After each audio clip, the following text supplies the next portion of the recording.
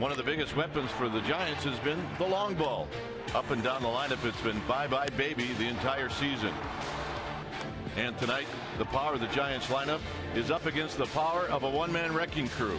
Giancarlo Stanton is a force to be reckoned with, and right now, he's red hot. Giants, Marlins, and it's all coming up next.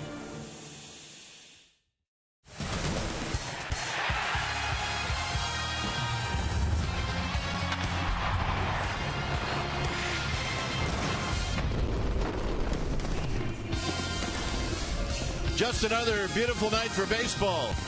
Hey, Giancarlo Stanton, he's just getting here to the yard. This is game one of a four-game series, Giants and Marlins. Hi again, everybody. I'm Dwight Kuiper. Alongside me is Mike Krukow. Well, the Giants take 2 out of 3 from the Atlanta Braves.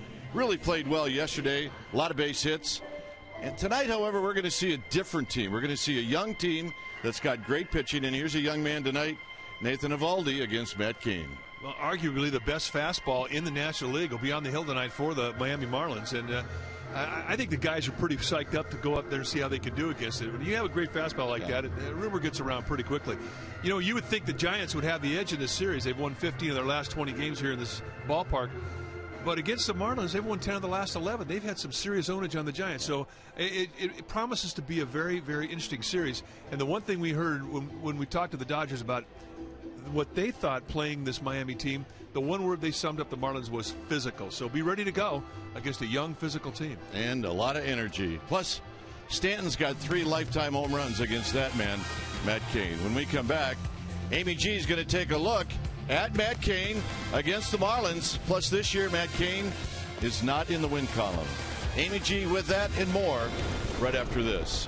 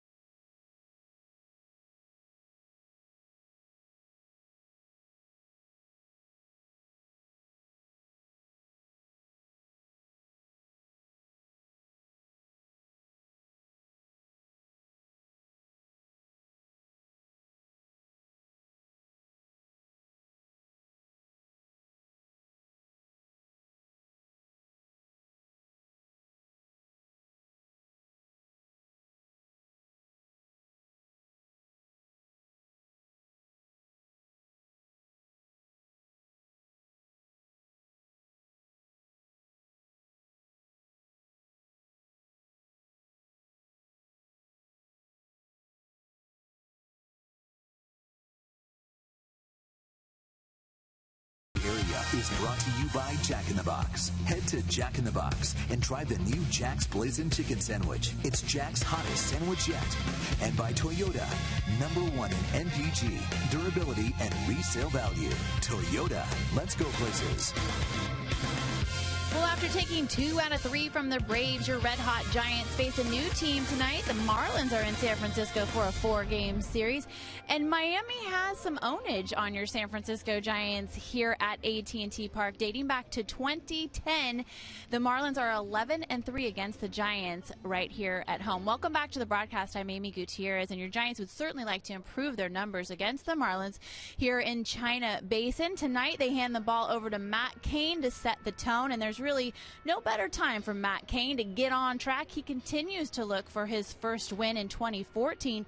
In fact, his last W came in August of 2013, ironically, against the Miami Marlins. And tonight, it's our McDonald's True Stories as we take a look back. It was August 17th of last year.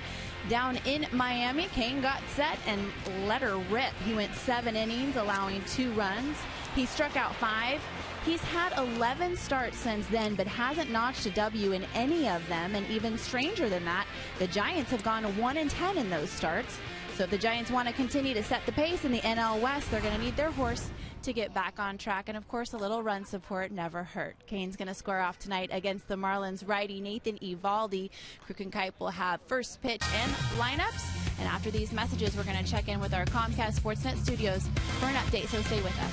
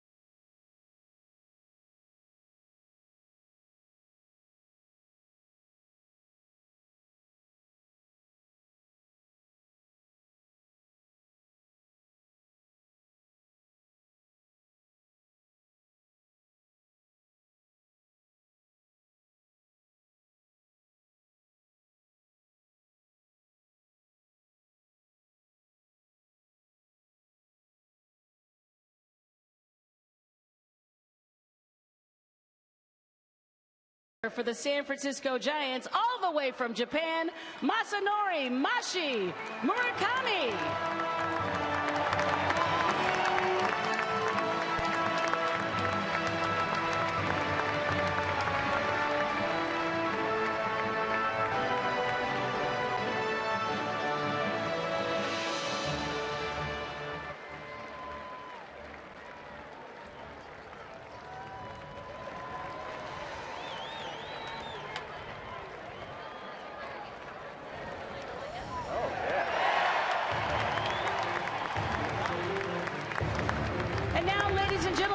Tonight's starting lineups.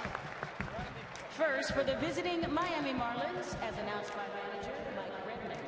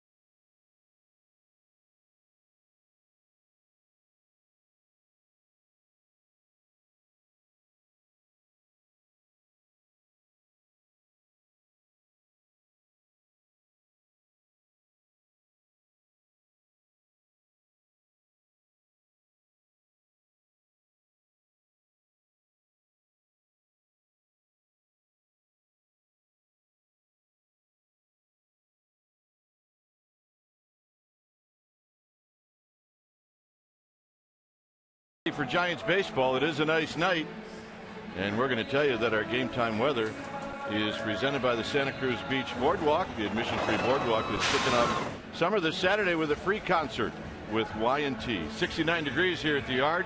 We have winds at 11 miles per hour, humidity at 46%, and it's going to cool off. It usually does here at the Yard. Matt Cain is going to lead his Giants out of the dugout as we get ready for game one of this 4-game series. The lineup that Cain will be facing, it'll be a couple of young players right off the bat, Yelich and Dietrich. Giancarlo Stanton, we know all about him. He is outstanding. He's got 42 RBIs already this year. McGee is the cleanup hitter. Then it's Saltalamacchia, followed by Johnson, Jones, and Echeverria. And Eovaldi is going to pitch in bat 9. On the hill tonight for the Giants will be the 3-time All-Star Matt Cain. Matt Cain making his 7th start. Still looking for win number 1. ERA at 4.25, 29 strikeouts and 14 walks in 36 innings. You're going to see a low 90s fastball with consistency to the corners with 2 types of grip, a 2-seam and a 4-seam. He'll throw a curveball, a changeup, a slider. He'll cut the ball, and he will throw anything at any time. Lifetime against these Marlins, 5-4, but with a 3.07 ERA. He has been on the losing end of some really well-pitched ball games. They just couldn't score any runs for him. And Matt Cain going to be supported by this defense tonight as we take a look at the guys playing behind him. Starting the Giants outfield from left to right, it'll be Colvin, Pagan, and Pence. That's your outfield. Crawford and Sandoval on the left side of the infield, Hicks and Morse on the right side, and Buster Posey will be in the squad putting down the signs as Matt Cain tries to get in the win column for the first time this year.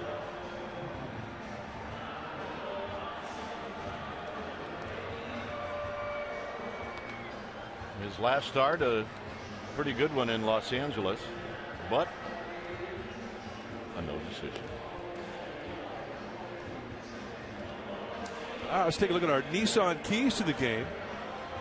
And one of the key matchups is going to be Panda versus Nathan Eovaldi, the hard-throwing right-hander. If you look at the numbers the Panda has had against Eovaldi, 5 for 5 with 3 doubles. So that's one of the keys. Stay hot, Panda. Number 2, Matt Cain against Giancarlo Stanton. Stanton is 5 for 17, hit 294, but he's got 3 home runs against Matt Cain. So those are going to be things to watch, and they are our Nissan keys to the game. There's Giancarlo Stanton. And in the National League, he is the man with 14 home runs, or 11 home runs and 42 RBIs.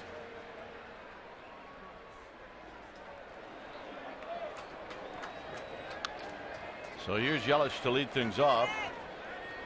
Marlins have lost 5 of their last 6. They did win yesterday in Los Angeles against the Dodgers. So here's Yelich hitting .273.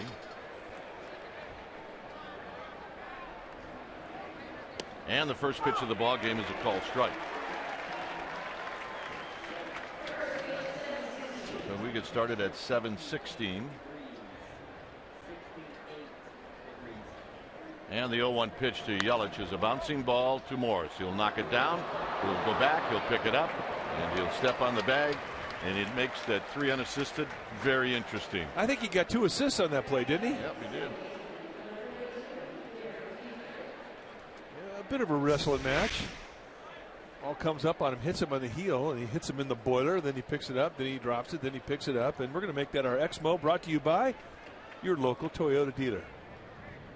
Perseverance, persistence. It's an old shortstop. He didn't have to make a throw.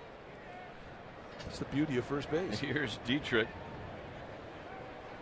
241, 3 home runs, 11 driven in. By the way, the home plate umpire is Lance Barksdale.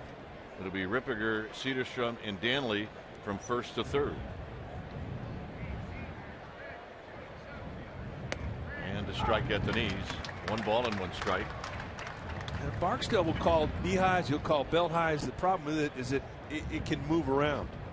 And that is what will always frustrate both a hitter and a pitcher. Backdoor breaking ball right there, a nice pitch, and you don't get it. But you throw it again, and you might get it. So it is an inconsistent zone they'll be dealing with tonight. And it can be very tight. I say that If you were to call him a hitter or a pitcher's umpire, you'd say he's a hitter's umpire. Driven, right field line, fair, foul, gone. And it's 1-0 Marlins. His 4th home run of the year.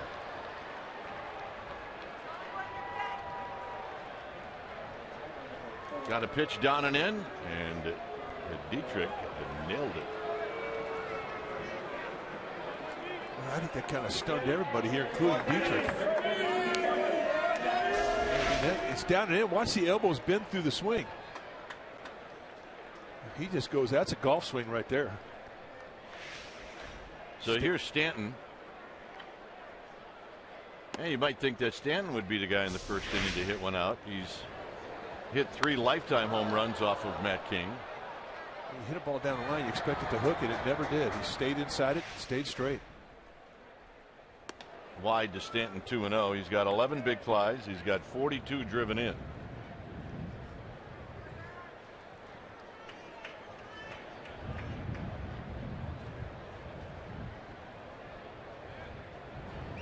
And he hits one high to left field for Tyler Colvin.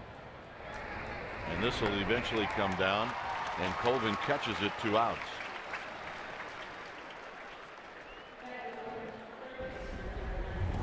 Batting practice for Giancarlo Stanton today was unbelievable. And if there's ever a guy that could hit the glove, it would be Stanton. And he did not, but he put on a pretty impressive showing. Up there completely over the bleachers. Don't see that happen very often. Here's Casey McGee. McGee hitting .289. He's got a home run. He's got 25 driven in. And the beauty of hitting cleanup, you've got Yelich, Dietrich. You've got these guys on base a lot. And even though McGee only with 1 home run, you can see a good number in the RBI department. And he's one of the leaders of this team. Casey McGee, local kid from Santa Cruz, went to Fresno State. And he has found a good home in Miami. Good guy.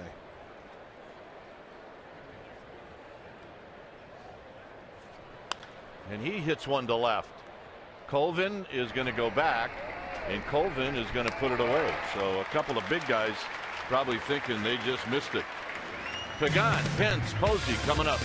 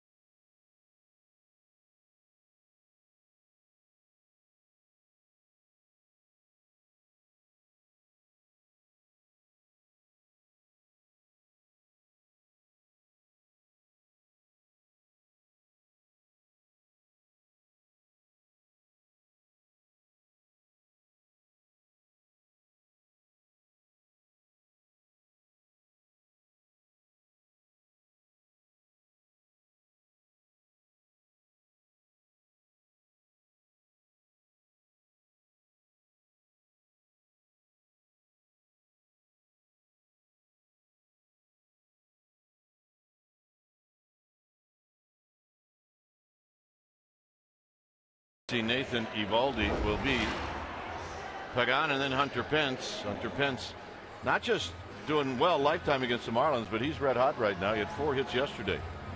Posey will hit third, then Sandoval, Morse, and Colvin. Crawford in the 7th slot, then Hicks, followed by Kane. On the hill tonight for the Marlins will be the 6'2", 215-pound right-hander Nathan Eovaldi. This is what he has done in 8 starts. Off to a good start, 2-1 with a 2.86 ERA. 48 strikeouts in 50 in the third against 10 walks. He's allowed just 46 hits. You're going to see a mid to high 90s fastball. He will two-seam. He will four-seam. Bit of a short arm delivery. He has a curveball that goes with it, a slider and a changeup. And for the most part, you're not going to see a lot of changeups, but you will see the curveball and the slider, depending on which one is working the best that night. Let's take a look at the defense playing behind Eovaldi. Starting in the Marlins outfield from left to right will be Johnson, Yelich, and Stanton. And the best arm is in right field with Stanton, Echeverria, and McGee on the left side of the infield. Dietrich and Jones on the right side. And Jared Saltalamacchia will be in the squad putting down the signs. So here's Pagan. See his average, 7th in the National League. And he takes a high fastball, 1-0. Pagan was not in the starting lineup yesterday. It was Blanco who played, and Blanco played a big part in the Giants' win. This is a base hit into center field for Pagan. He is now 3 for 4 lifetime against Eovaldi. Now, Eovaldi has plenty of velocity, and you're going to see some impressive fastballs tonight. But he will give you some location pitches to hit. And really, a lot of his success depends on what specialty pitches he's getting over. If he's not getting over the curveball or the slider, and he has to throw the fastball, it really doesn't make a difference how hard he throws at these guys. If they're looking for it, they'll square it up. He's getting the curveball and the slider over, different deal. Here's Pence. Pence with 4 hits yesterday. And he'll take one wide, 1-0. Eovaldi wanted that one. He thought he had a strike. There's the fastball average. 7th best in the majors at 95.9. That's an average.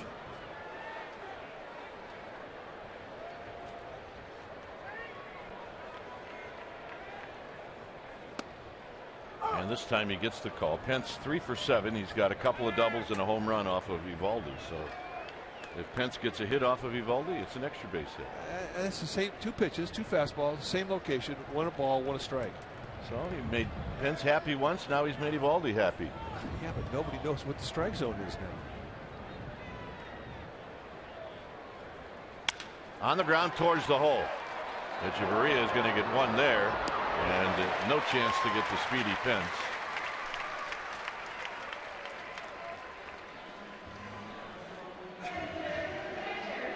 So here's Buster Posey. The Marlins, if you look back at that play, actually made it a lot closer than I thought it would be. Echeverria can be very good at short. Here's Buster Posey, 295, 7 home runs, 19 driven in.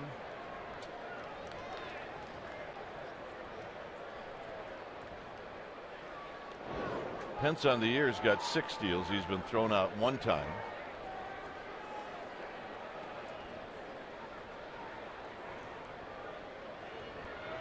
Buster Posey has homered versus all but 2 National League teams, the Pirates and the Marlins. Swing in a minute, so he's due, right? Yeah, I'd say he's due. Isn't that how you look at things?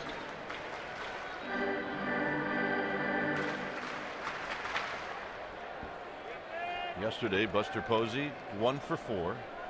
Also drew a walk.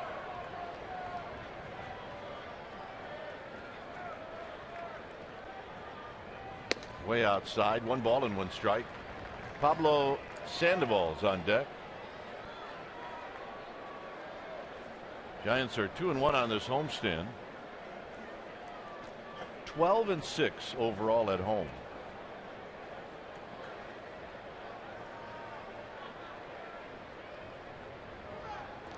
Pence back easily. They're 5-1 against the East. It just so happens that all the 6 games against the East are against one team, and that's the Braves. So that's a good season series when you can beat the Atlanta Braves 5 out of 6.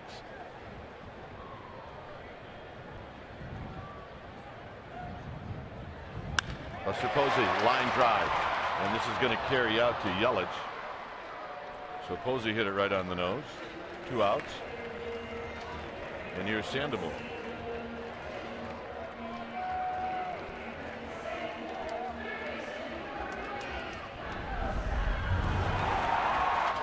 Yesterday, Pablo Sandoval, while running to first base, you saw his foot slip back. Watch the left foot.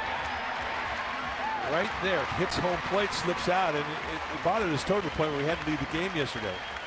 So it is a bit tender, and he says that he's a go, but not 100%. But you know he does not want to miss against Eovaldi because he's 5 for 5 lifetime. 3 doubles in those 5 hits. And he takes low. 1 ball and no strikes. On deck is Michael Morse. Outfield thinks that Sandoval is going to hit it the other way. There literally is no right fielder. He's gone. Yeah, he's gone.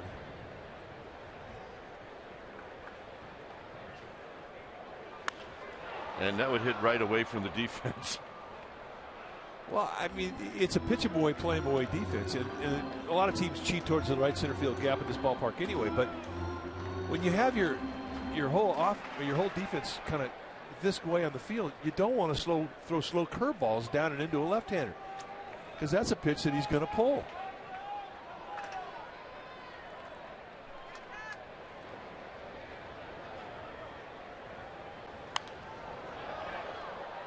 One and two.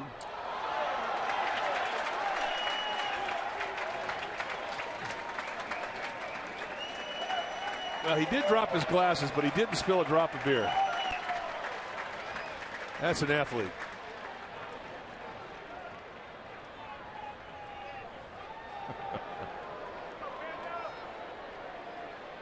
One and two to Sandoval. Sandoval takes a 2 balls, 2 strikes.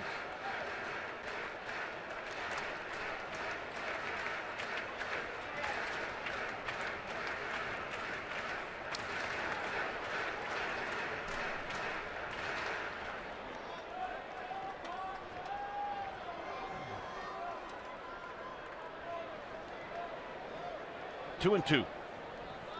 Gave it to his girl. He gets it. Sandoval out of play.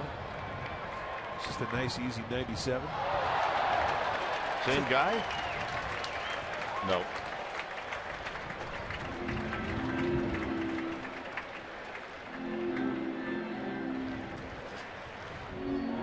Yeah, it's date night. Bring your date to get a ball. That's the deal. One hand or two. Phone in one hand, baseball other hand. 2 and 2 to Pablo Sandoval. Sandoval's got a base hit to right field. Pence is going to motor over to third. Sandoval is 6 for 6 against Eovaldi. Ownage is ownage, but in defense of Eovaldi, Pablo Sandoval's been heating up, and that's a pitch right above the belt. Ground ball finds a hole. Plus, we're not talking about he threw a changeup here. No. I mean, that's a high octane fastball, folks. One of the best in baseball. And with 2 outs, Hunter Pence going on contact, an easy 1st to 3rd. Here's Michael Morse, hit a home run in the game yesterday. According to our numbers, he's never faced Eovaldi before.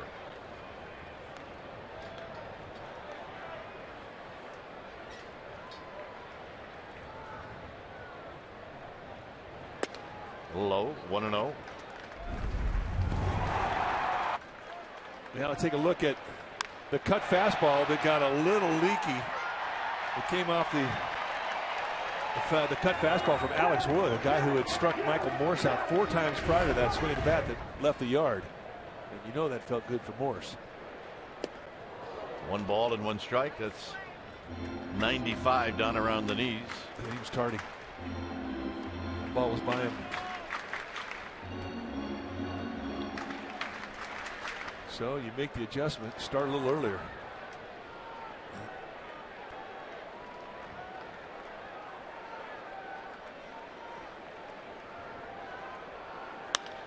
Get out to right field. Stanton saw it late, but now he's there, and that'll end the inning. No runs, a couple of hits, 2 left.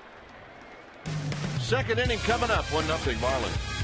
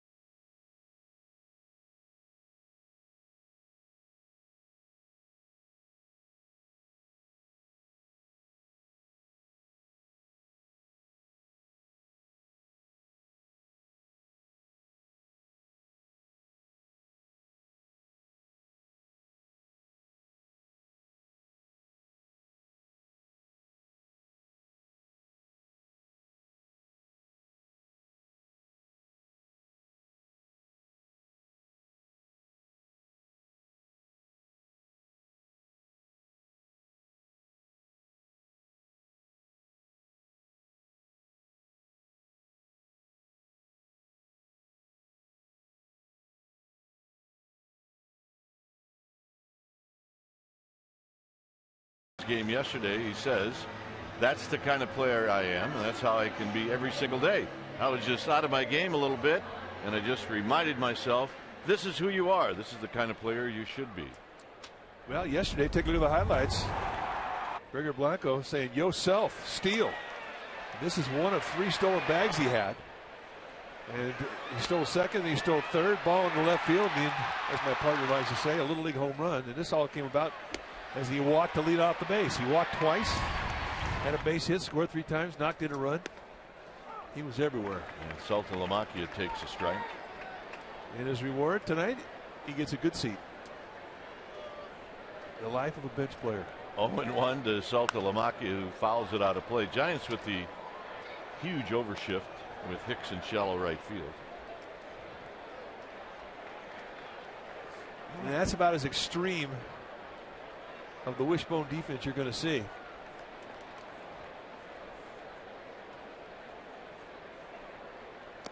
Got him. So is. All right, let's check in with Amy G.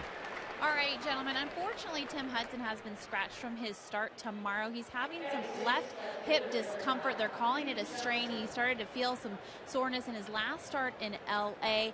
A disabled list is not necessary at this time. Bruce Bochy thinks he'll be able to make his next scheduled start in Colorado on the 22nd. They're just being cautious. Yusmeiro Petit will get the start tomorrow. Dwayne? All right. Not good news, but not bad news either. Yeah, missing 1 start, that's not bad news. And really, I mean, it's not a bad thing to think that he may miss a start a few more times this year. I mean, he's really not here to be a 230, 240 innings eater. Reed Johnson fair down the third base line, and that'll skip up into the seats for a double. Did you tell me that this guy was red hot? Red hot. Reed Johnson, red hot.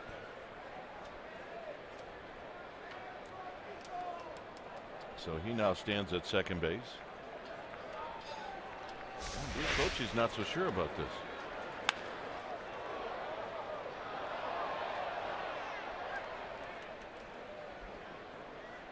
Now, Buster Posey was the guy that said, hey, that's foul. So Bruce Bochy reacting to his catcher, and they're going to have a look. Kerwin Danley.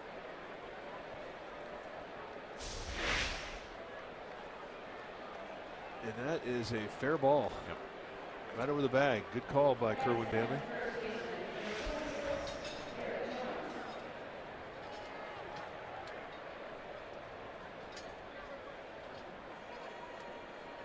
Jones hitting at 248, 5 home runs, 15 driven in. You might not recognize Garrett Jones in a Marlins uniform. You would in a Pirates uniform, because that's where you would have seen him until this year. There's a pitch down low. Well, he's got lots of power. He's a low ball hitter, but he could go deep in any part of the yard. He's got that type of power, even in a yard like this one, or like the Marlins home field, which is very pitcher friendly.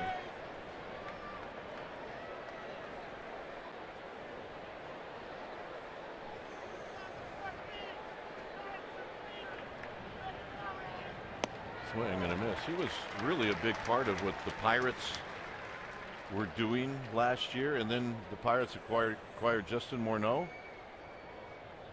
He's on the pine. Take a hike. Yep. Maybe in the outfield a couple of times. That's kind of a shock to a guy who had been playing consistently every day. High and deep to right. Pence is back. He's looking up. Gone. And just as we said, be careful with Garrett Jones. It's 3-0. That's his 3rd career home run off of Matt Cain. And things got even quieter here. Yeah, he throws a fastball away from the target. They set the target away, and you can see the reaction from Posey. He knew right away that the ball was out of here. Really not a lot of stride. Very quiet lower body and a lot of hands. And that's the type of power we're talking about. So what would Pete Rose say about now? Should be a good game. Pete Rose, when he was with the Big Red Machine, they come rolling into Chicago, and we jump out to like a 10-2 lead. He was playing third base that day, and after the inning was over, we had an 8-run lead. He trots by our bench and yells out, "This ought to be a pretty good game." And the Reds came back and beat us. I think it was 14-13. To this day, it ticks us off. Makes me laugh every time I hear it. Here's Echeverria. Swing and a foul back for Matt Cain. He's now allowed 7 home runs in 37 innings.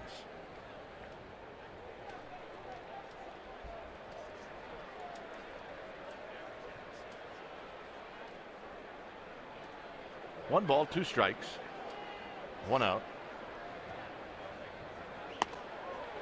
Got him. Well, Saturday, May 24th, is the Giants' annual wine fest right here at AT&T Park. You can join us in Seals Plaza to taste some great California wines prior to the Giants-Minnesota Twins game at 7:05. The wine fest ticket package will include complimentary tastings and a limited edition Giants wine stopper. Reminder, to gain access into the wine fest and to receive the giveaway item, you need to purchase a special event ticket. Go to sfgiants.com/special events. Eovaldi takes a call strike. He's 2 for 15.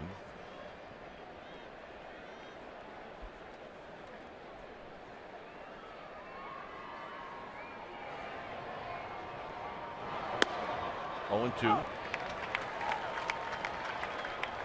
Another beautiful crowd here tonight. A warm day again in the Bay Area. And the 0-2 delivery. And it's high, 1-2.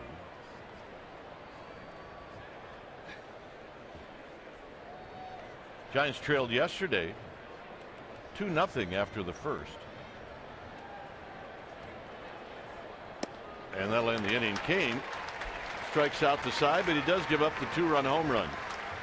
Colvin, Crawford, and Hicks are coming up.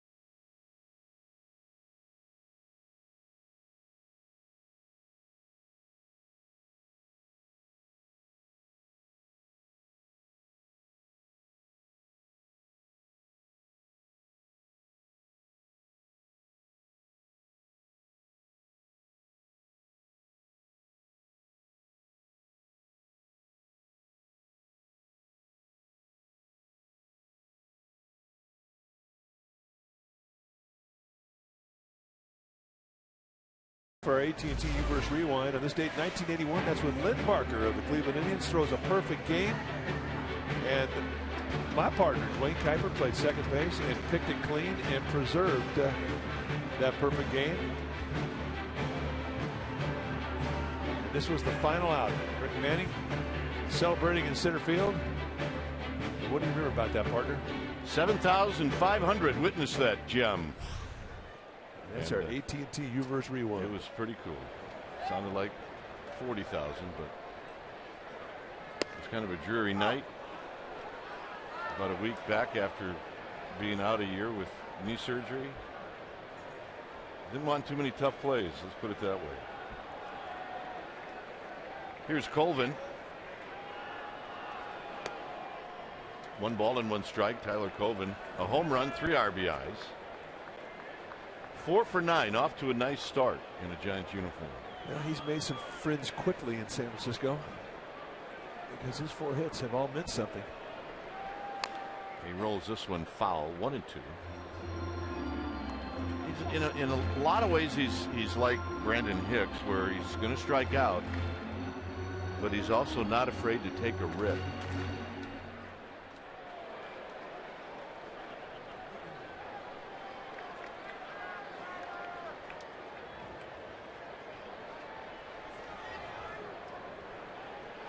Colvin, center field. He hit it well. Yelich, can he get there? He cannot. It's going to bounce up against the wall, and Colvin's got a leadoff double.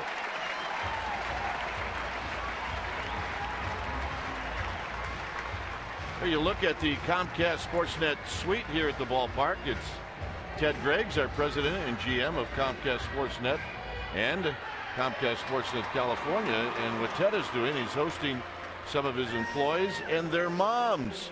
They've invited the moms, and what a good idea and what a good night. You see Ted in the background, right underneath the logo. That's just where it should be. Around the office, he's known as the boss, Mr. Big. Mr. Big. Here's Crawford. Brandon Crawford takes a strike. You know, if 97 miles an hour could be sneaky, excuse me, that was a sneaky 97. That was a sneaky 97, and one that choked you up a little bit too. Yeah, it choked me up.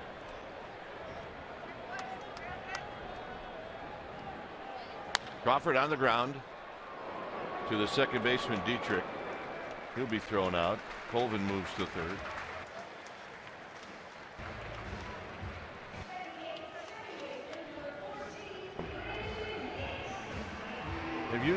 You've been at functions with Ted, right? Mr. Big? And what does he do when he gets just a little emotional? He cries. He starts to cry. So someone approached him about this great idea about inviting the moms, and he didn't even answer. He just cried. So they invited the moms. Oh yeah, Ted Griggs is a crier. Hicks with the infield back. On the ground, this is going to knock in a run. Echeverria is going to throw him out, and that's all you need to do when you're trying to come back. Put it in play. Well, and that's not always that easy to do, because it is a strikeout situation for a pitcher, and a guy that throws 99 like Nathan Eovaldi, I mean, he's thinking strikeout. So Hicks getting it done early in the count. Nice at bat. There's Ted, Mr. Crier. Yeah, he cries more than Dick Vermeil. Here's Matt Cain. And we are not making that up. Oh.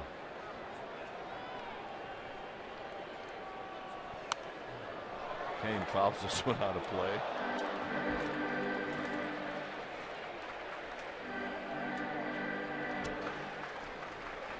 Giants on the board here in the second. Bottom of the order. Takes care of it. And Cain's going to take low. That's a significant run, because you do answer after the Marlins put 2 runs on the top of the inning, and you did it with the bottom of your lineup.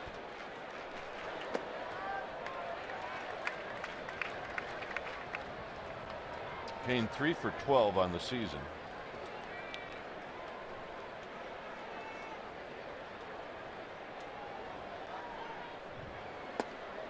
Three and 2. 0-2 to a 3-2. Anytime a pitcher gets 5 or more pitches out of an at bat, that's a good at bat.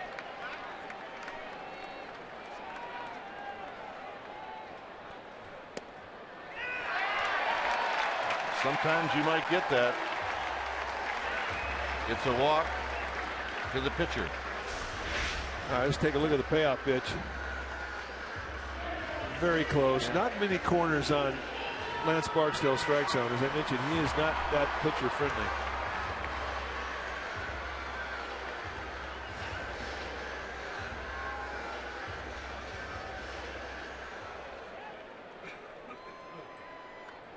Pagan opened up the bottom of the first with a base hit.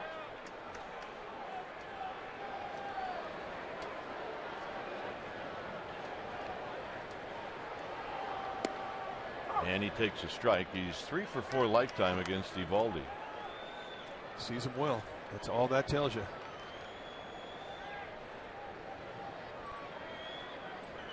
Marlins have not lost a series in San Francisco since 2009. They've had amazing success here. So they're due. Dietrich to his right will make the play. That'll end the inning. Giants on the board after 2. 3-1 Marlins.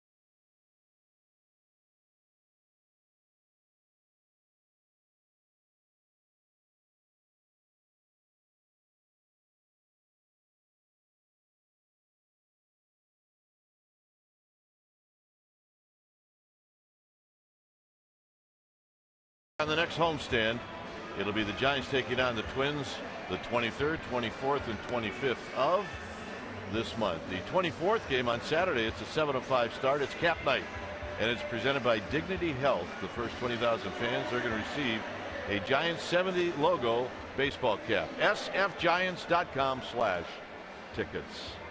And don't check for just that game. Check for all 3 games. Oh, yeah, the parade. That was a day we will never forget. You know, it's nice to wonder, geez, which parade was it? Oh, that's 2010 right there. That's Montgomery Street. We haven't yet made the turn up Market, heading west. Were we still in our car? Yeah, we still, the car hadn't crapped out yet. Our car pooped out about three blocks on Market Street. The guy told us to get out. He said, you guys got to get out. The car is not working. It was like, get out? We were told by the police not to get out. But we jumped on the double-decker bus. Double-decker bus with our family. It was awesome. This is Yelich. 1 ball and 1 strike. He's going to take wide 2-1. You guys got to get out. Yeah, I said, I just took my shoes off. What?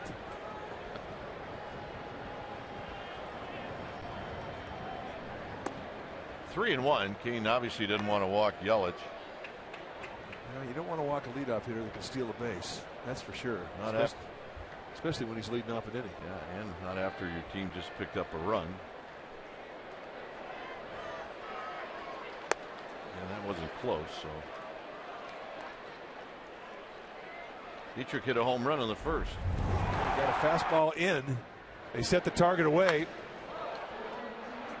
They kind of threw it right into his wheelhouse. Kane's still not that comfortable with the fastball. I mean, he really is not hitting his targets like we normally see him do. It was a problem for him in his last start. It did not affect his breaking ball or his changeup. And they can add everything to do with the ball coming off his cut on his finger. Hit on the ground, Morse. Morse will flip to Kane, and they get Dietrich. Nothing routine for anything for Morse. That's a pretty good play right there.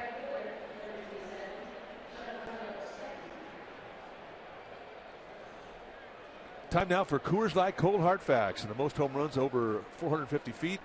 That would be Giancarlo Stanton with 13. And this is since 2012 when they started keeping that stat. He has got all kinds of power. Mark Trumbo, Edward Encarnacion, Justin Upton, Michael Morse in the top 6. And Miguel Cabrera round out that group. He's going to get the Barry Bonds treatment here in the 3rd inning. Well, he's earned it. That's how we know it around here, by the way. It's the Barry Bonds treatment. I mean, the guy's scary. I mean, he doesn't do himself any good when he takes batting practice. I mean, maybe sit this one out. You take 10 swings and knock 9 balls out. You're going, we're good.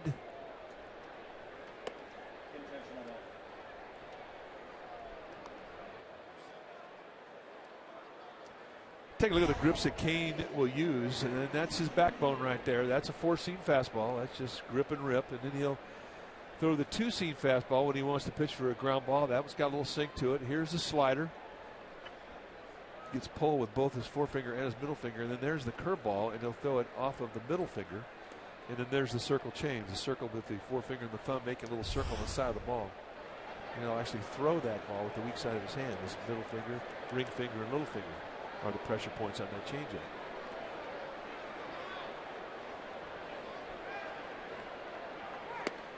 Outside to McGee, who hit a fly ball to left to end the 1st inning. A home run in the 1st by Dietrich, a home run in the 2nd by Garrett Jones.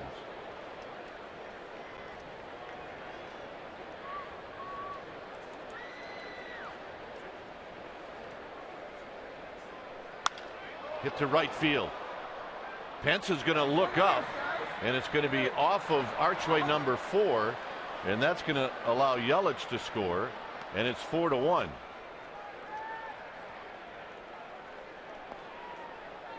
So just like that, the Marlins get that run back. And there'll be no shutdown inning in this inning, and now he's got to pitch for his life. That's going to bring out Dave Righetti. And I think what he's seeing right now is a mechanical problem that he's going to talk to him about, and it would be involving getting his arm up a little higher, getting in an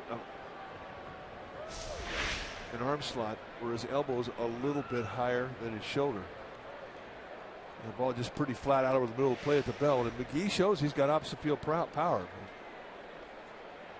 I mean, even though that ball hit towards the bottom of the fence, for Hunter Pence, because it was more of a line drive, you know, in his eyes, he doesn't think he can get back there in time. The backspin, definitely, as the weather has gotten a little warmer here the last several days, the ball is carrying out to right field a little bit more. And they catch a break too, because that ball did not come back directly to Hunter Pence. So here's Salto Lamacchia, who struck out in the 2nd. Strikeout situation here. 1 out, runner at 3rd. And all of a sudden you're pitching for your life, and that's low, 1-0. So the infield is in.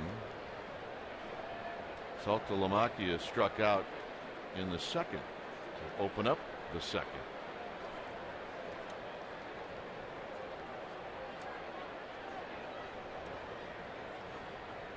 Swing and a miss. 1 ball and 1 strike. Staying with that changeup. That's what set the at bat up in his last at bat when he struck out against Kane. Salto Lamacchia does not get off the fastball until there's 2 strikes. He just sits dead red.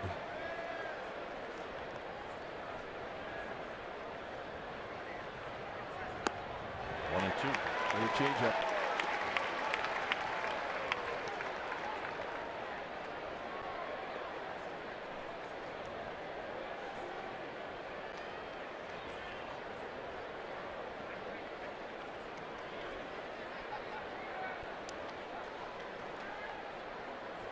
One ball, 2 strikes. Kane trying to limit the damage. And Salto Lamacchia just got a piece. Another changeup.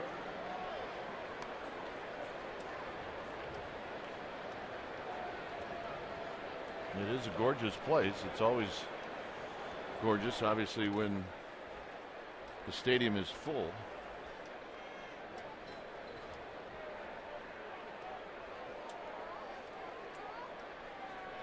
One and two.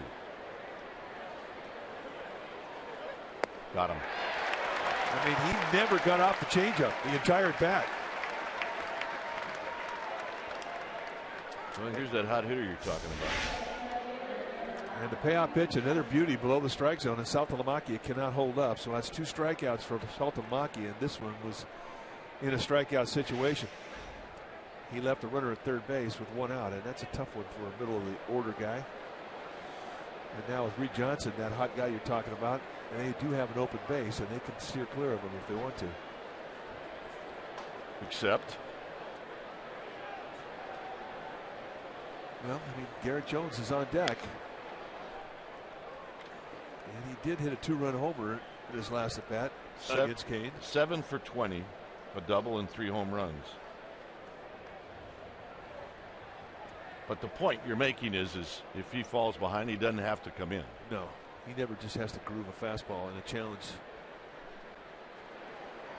if he doesn't want to.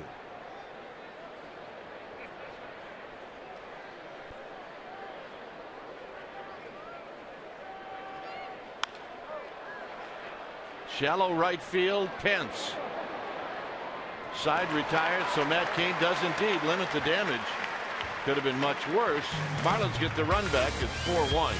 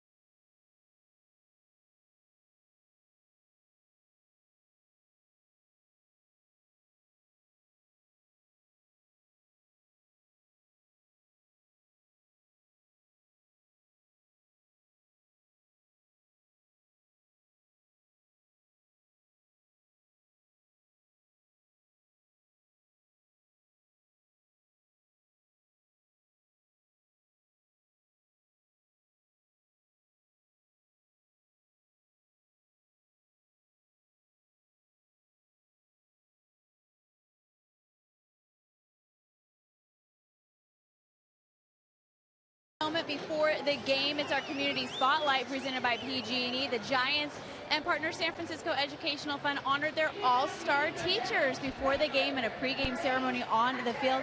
It was their way of giving a big thank you to San Francisco public school teachers for all they do day in, day out.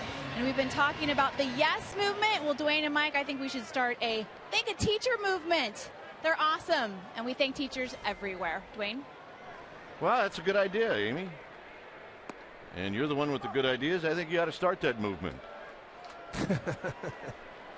That's a good idea.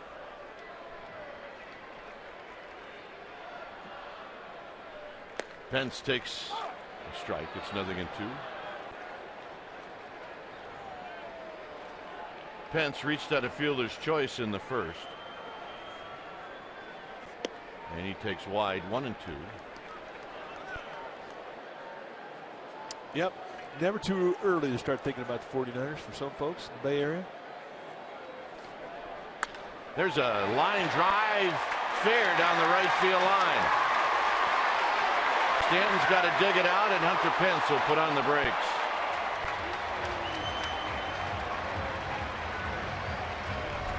Well, let's take a look at the swing of the bat yesterday off of the bat of Hunter Pitts, a 2-run blast. And this tied things up in the bottom of the first inning, and that is our Togo's big play, the Togo's way. For Hunter Pitts, that was home run number 3, and a very impressive one at that.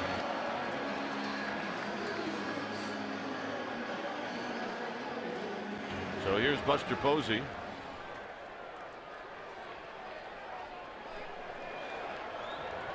Buster Posey hit one right on the nose, but he hit right at Yelich in center field.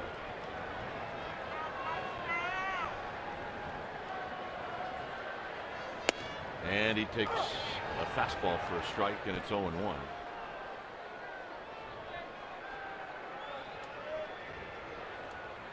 8 home runs. Giants catchers see the RBIs the most. Low, 1 ball and 1 strike. And general managers do look at that. When you platoon a position, you look at overall productivity in that position. And obviously the Giants thrill with what they're getting out of the catcher slot this year between Posey and Hector Sanchez.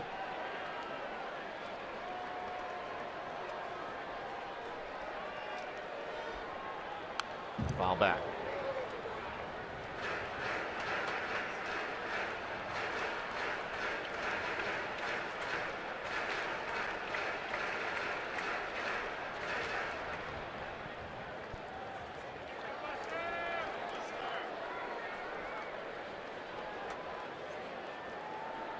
So Posey behind in the count, 1-2.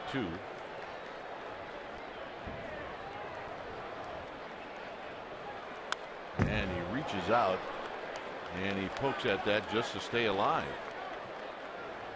I think if you're going to hit for average in this league, you got to have a good emergency swing. You got to be able to foul off some fuzz, and that was some fuzz. That was an 88-mile-an-hour slider that had late snap in the outside corner, almost a perfect location. Posey did well just to touch it. Stay alive. Fight those off to get something that hangs in the middle of the strike zone. Get yourself an RBI. And he gets him with a high fastball at 97. So runner second, nobody out. I mean, that's what you're pitching for if you're a pitcher, and Uvalde gets it. And this is something that's kind of rare, and that's a fastball thrown by Buster Posey. He can turn around whatever velocity he sees. You've seen it throughout his career. But not that time. That one went to Uvalde. Here's Sandoval, who singled in the first.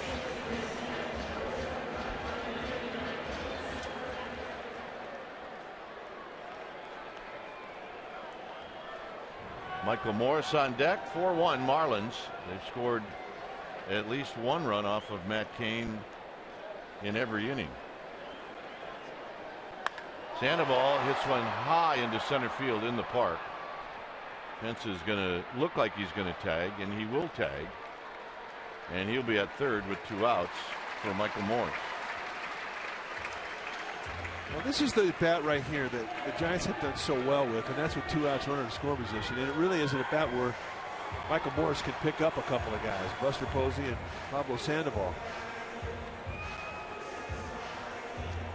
And in a 4-1 score, I mean, this is a big at bat. I know it's the 3rd inning, but this is the heart of the lineup. They're down 3 runs, and if they could get a run scored here, they could bring some momentum back into their dugout. Morse, with runners at the corners in the first, hit a fly ball to right field.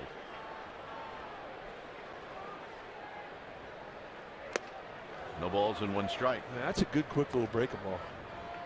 And he has located it well in the outside corner at the knees.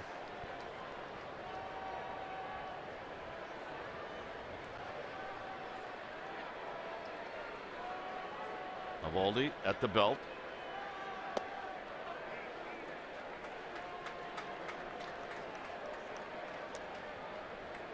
It's a good look at AT&T Park.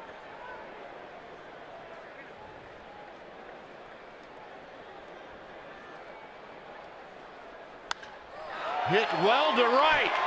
This baby is out of here.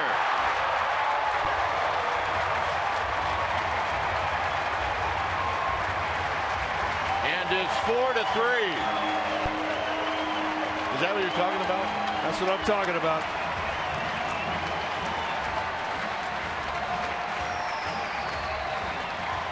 And he said it in spring training when we told him right-handers don't hit a lot of balls out to right field. He just laughed and said, well, I'll do it. And here he backs it up. And he does it in a 2-out, down 3. And he picks up Posey and he picks up Sandoval. And that's momentum in the Giants dugout. That's home run number 10 for Morse. And that'll bring up Tyler Colvin.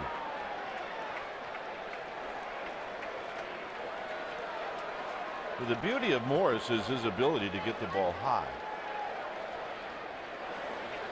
As Colvin takes a strike. Well, you saw the stats. I mean, 5 of his home runs have gone to his pull side left field, 1 to dead center, and 4 to right field. And to say that in this ballpark is saying something, because no right-hander's ever been able to do it. Colvin pops this one up. Yelich broke back. Now he comes racing in, but he'll get there with closing speed to end the inning. A double by Pence, and then with 2 outs, Michael Morse, his 10th of the year. It's bye-bye baby, and it's 4-3 Marlins.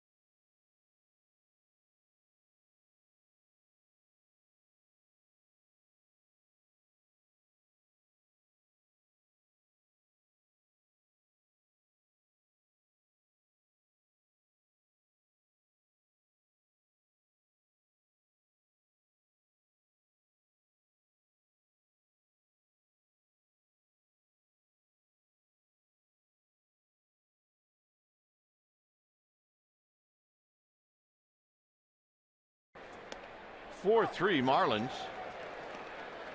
As Garrett Jones is going to lead things off. And Matt Cain just threw a fastball right by him, and it was in the exact same location that he just, his last at bat, hit a home run.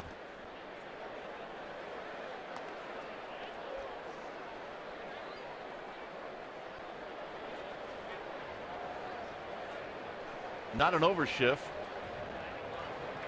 but everybody shading Jones to pull.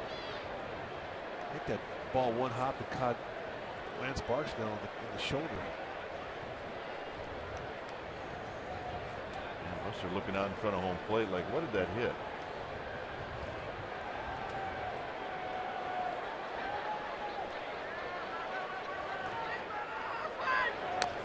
Jones bounces this one foul.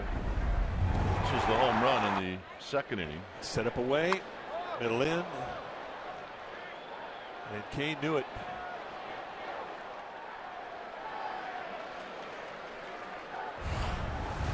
Now Crawford moves to the first base side of second on this 2-2 pitch. And he fouled it, just got a piece. And it really has been the changeup that has been his best friend with the left-handed hitters.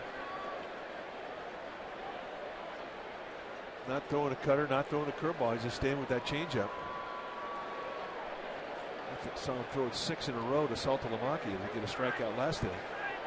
Big strikeout.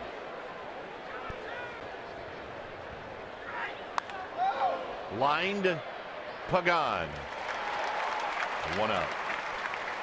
Well, Sunday's a big day. It's the Junior Giants glove drive, their 10,000 100,000 kids in the Junior Giants program that do not own a glove. Each year the Giants Community Fund teams up with Bank of America to help these kids. Bring a new or used glove or donate $10 or more when you come to the game on Sunday, and you'll receive a Tim Lincecum no-hitter pin or a Giants patriotic pin. If you can't make it to the game, the best way to do it is go online. You can donate at jrgiants.org. The fund will send you the pin of your choice. And it's a great day. Kids want to go play catch. Hey, you want to play catch? I don't have a glove. Well, this is what the Junior Giants does. They will donate those gloves to those kids. As this is drilled into center field. Pagan back, and Pagan with a glove makes the catch. Got to have a glove. See, he puts the Puerto Rican flag on his Rawlings glove. Member of the WBC, Team Puerto Rico.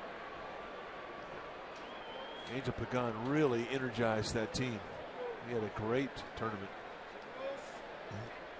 It is going to be really interesting, Mike, to see what happens to that tournament with all these guys going down with Tommy Johns. It's going to be interesting. They might run that tournament with a pitching machine.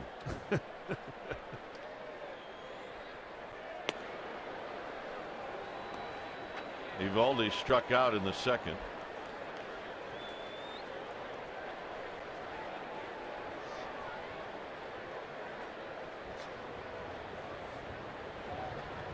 Swing and a miss. 1-2.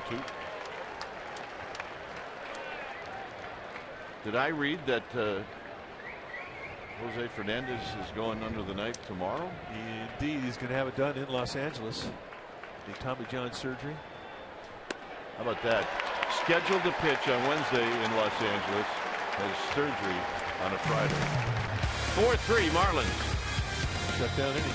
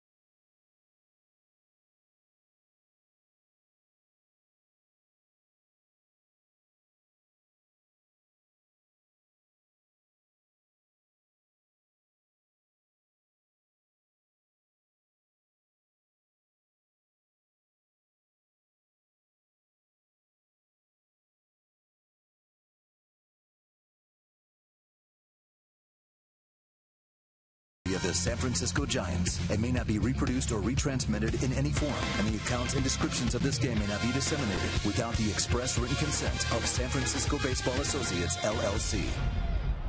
Well, check out the 2014 All-Star Teacher brought to you by Provident Credit Union. You can vote at csnbayarea.com.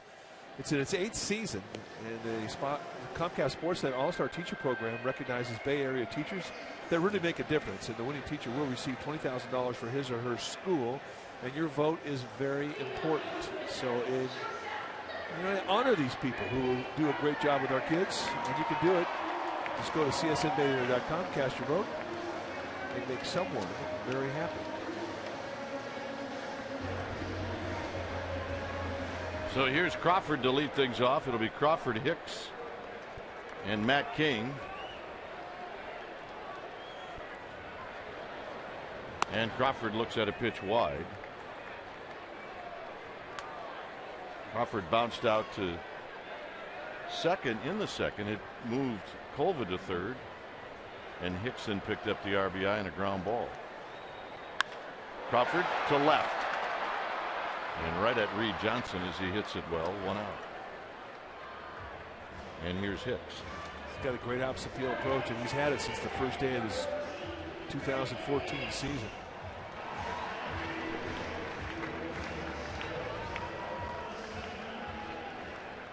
He was one of the guys that listened very hard to Barry Bonds that week. Bonds was in Scottsdale. Hicks takes high, 1 ball and no strikes. And you don't ever know. But I would probably listen to that guy. Yeah. If you're a hitter, it's got to be a dream come true. Hicks hits one to right field. Moving back is Stanton. And Stanton gliding on the track puts it away. And that's the swing of the bat right there that drives you crazy. If you're a big league right-handed hitter, and that ball, you do everything right. You backspin it out the opposite gap in a lot of ballparks in the National League. That's a home run. It's in the pool in Arizona. Yeah. But here it's a big league hang with him. And in Florida, it would have been a big league hang with him. Kane drew a walk in the second.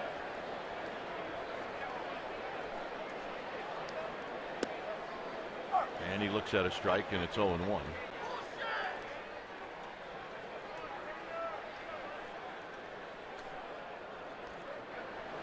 Out of play.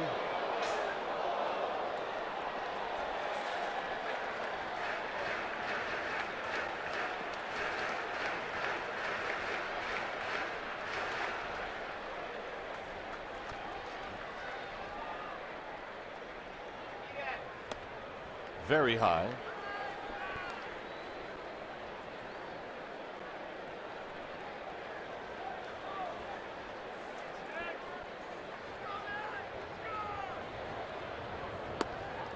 And a late call strike, and that'll end the inning. Through 4 here at AT Park, 4-3 Marlins.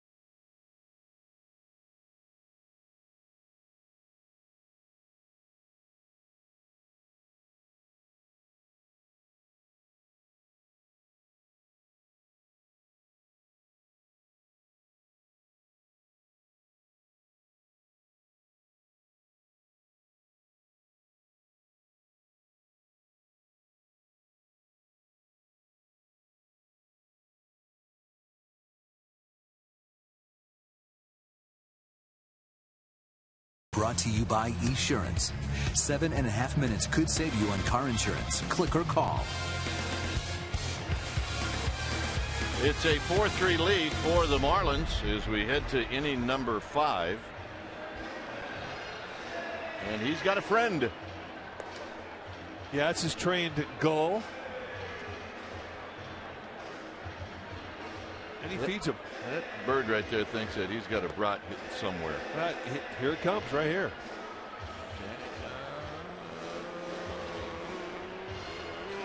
Uh-oh. Time to log on to csnbayarea.com and decide the player of the game. Your vote counts. Winner will be revealed during Giants postgame live. Follow the action on the diamond like never before. with enhanced Bloomberg stats. Giants in-game live on csnbarea.com. Log on and vote now. Here's Christian Yelich to lead things off. Yelich with a swing. A leadoff walk to Yelich in the third, and he eventually scored. Third time he's gotten to lead off an inning.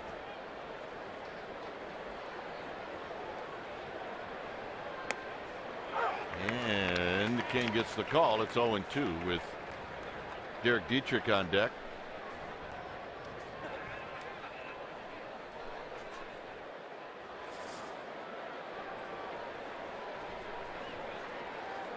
And the 0-2 fastball is high. 2 changeups and then a fastball to cleanse the palate of the eye. And it usually sets up fastball in the hands or another changeup. 2-2. There was the changeup.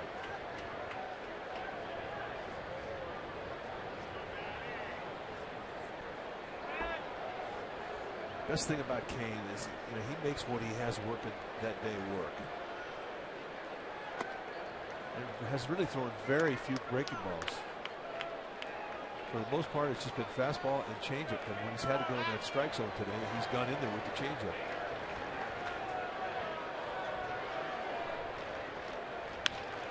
This is hit on the ground to Crawford on the backhand, and he gets rid of it quickly. All right, let's check in with Amy G. Amy? All right, gentlemen, it is Japanese Heritage Night here at AT Park. Really special. They invited Masanori Murakami back. It is the 50th anniversary of his Giants debut. He is the first Japanese-born Major League Baseball player, so it was awesome to witness. He threw out the ceremonial first pitch, and he's still got good stuff. Really cool. Dwayne? Yeah, really cool. Good guy. He is a great guy and a true ambassador of baseball. Been a liaison between the Japanese leagues and the National League for a long time. Dietrich takes down low. He's homered, and he's bounced out to Morse.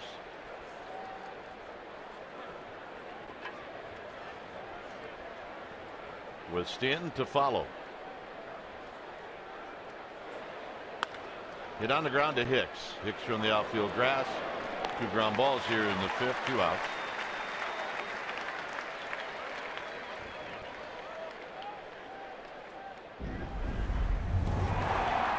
Go back, and 50 years ago, the very first Japanese player to pitch in the big leagues was Mashi, and he acclimated himself not only to the game but to the American food. 70 years old. And Stanton takes a called strike.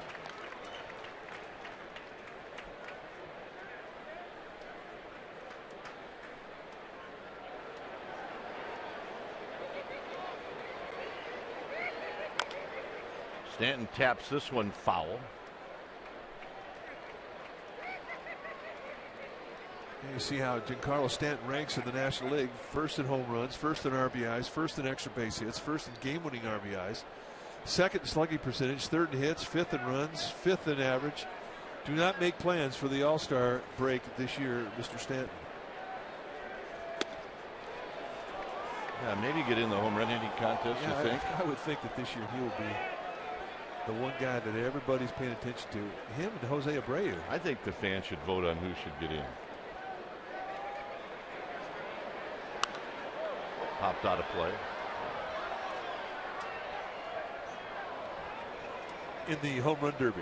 Yeah. Yeah. Separate ballots. Vote for who you would like to see get on the team, and vote for who you'd like to see in the home run derby. 2 different deals. I'm in. And he smokes this one away from the shift, and that's a 2-out base hit. And that'll bring up Casey McGee. 17-game hit streak now for Stanton. And you had to believe he enjoyed his stay in Los Angeles. He's from Northridge. Party time on the boat. Cocktail hour.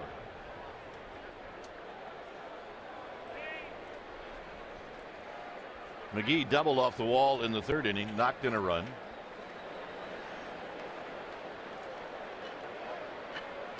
And he takes it down low. McGee had 5 hits lifetime against Matt Cain. Now 6 for 16 with 2 doubles.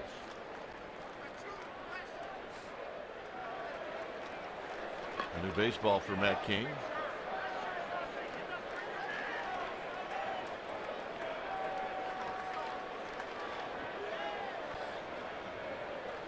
Stanton with his lead. This is hit on the ground. Sandoval's got it. He will get up. He will throw. Got him. And that'll end the inning. No runs, a hit, 1 left. And for the Giants, it'll be Pagan, Pence, and Posey coming up.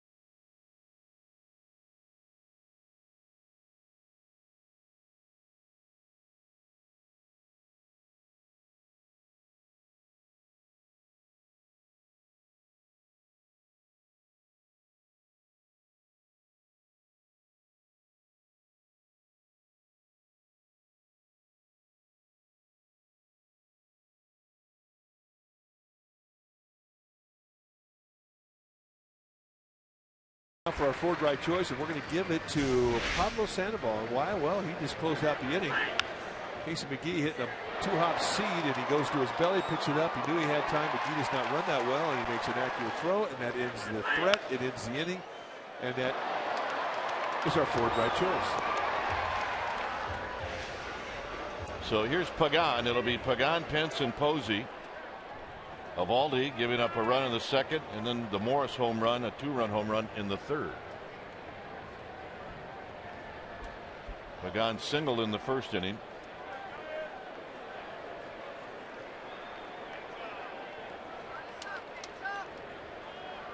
And the tall, lanky right-hander throws, and Pagan fouls it out of play, and it's 0-1. Eovaldi with that great fastball. 1 walk to Cain and 2 strikeouts. He struck out Posey, and he's got Matt Cain looking. Pagan's going to step out. Pence in constant motion on deck. Breaking ball, and Pagan on a check swing dribbles it foul. The Marlins have played good baseball, but the one problem they've had is on the road. They're 4-15. And they really don't have any answers for it. Fever bit. They are playing an extremely shallow set for Pagan in the outfield. Fouled on the left field line and out of play. I haven't seen an outfield come in this shallow to play a guy since Ali Hamilton was playing. And he was a pitcher. And we're talking about a big league hitter. They're just saying, you know what, you don't have any power. But he does. This is a risk. Old foul. Heads up down there, Mr. Ball Dude. Yeah, our Ball Dude needs a wake-up call now. That's Steve Yanaga. So Steve, taking a nap? Yeah, that's the Corona Beach Club, and I think he was concentrating on what was inside the Corona Beach Club. And not watching the game. I might be too. They're having fun. 1-2 to Pagan. Back toward that curveball. He hadn't thrown that curveball a whole lot. For the most part, it's been fastball slider.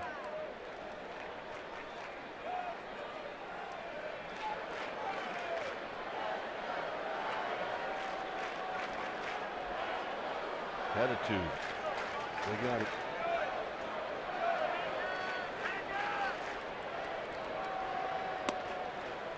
Two and two to Angel Pagan. A little sneak attack front door, 97-mile-an-hour fastball. And that did not miss by a whole lot. Panda people are here.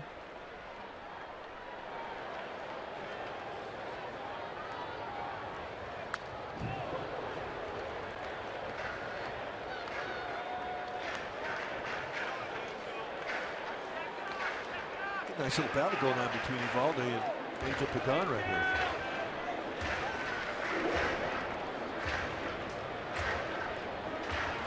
Two and two.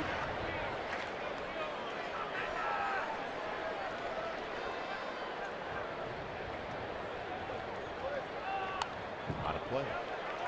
98 on the hands, inside corner.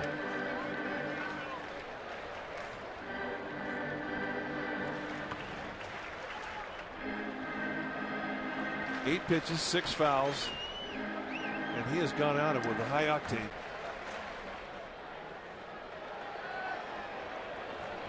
And Pagan putting up a fight.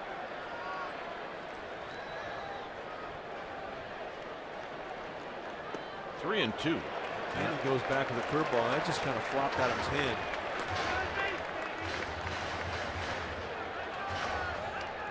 You can't walk them. This is when, if you have speed, they can't walk you. More often than not, you're going to get a fastball challenge.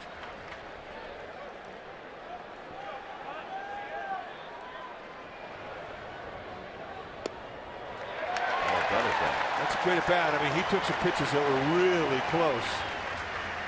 But from an 0-2 to a walk, I mean, that's a great at bat. And not only that, he got 10 pitches out of Eovaldi.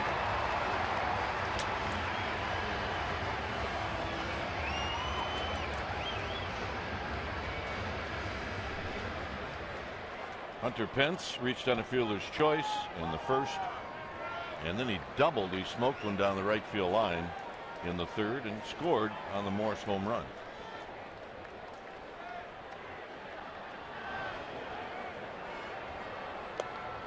One ball and no strikes. And that's the pitch he's laying off. Ever since he started getting hot with the bat, he's been a little more selective with those hard breaking balls that are down and away from him. He's been laying off them. And he's also been utilizing the right side of the field beautifully, driving the ball to right field.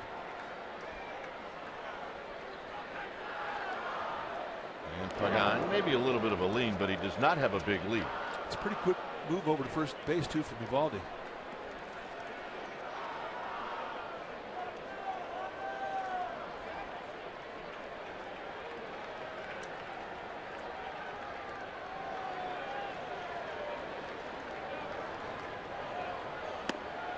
In tight, so it's 2-0. When Eovaldi comes off the slide step, I mean, he's really quick. That was 1.12 seconds. That's faster than the average, which is 1.25. And if you're Pagan, I mean, you're not going to get a lot of help from the pitcher. You have to steal it on the catcher. Over by the Marlins dugout, but about 10 rows back. It's 2 balls and 1 strike. He brought his glove and made a play. Not a bit. That's not the first time he's had that glove on either. That's an old friend. Yeah, don't donate that one Sunday. No. Go in your neighbor's garage and donate one of his. He'd give you his car before he'd give you that glove. Well, they have those donations too, by the way. 3-1. Again, laying off that outside breaking ball. That was a pretty good snapper right there. Where that pitch was location-wise, probably would have been better to throw in a 1-2 count as opposed to a 2-1 count.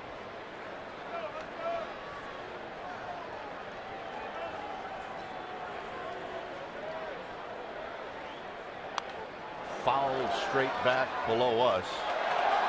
Oh, is that a one-hander? It was. There's a lot going on right there. Got to tell you. See some big league plays. The Panda people are talented. Heads up. She might wing it. She's thought about it. That's a great shot. Okay, I'm happy. There's your Christmas card this year. She said, are those really my parents wearing that? Runner goes, and that's popped out of play. When you're 6 years old, that's a source of pride. Are you kidding me? That's my mom and dad. So are you saying that when she's in high school, probably not going to be happy with mom and dad? Not when she's having her first date and the young man comes to the door. Her parents open the door with the Panda hats on. It might kill the date. But not right now. Nope. 3-2. Pagan goes, swinging a tapper. And this is going to kick foul. Did that hit Pence? I think it hit his foot. Well, Lance Barksdale did. Now he called it foul. Well, Mike Redmond's going to come out and say it hit his foot. I think it did. We need to look at this.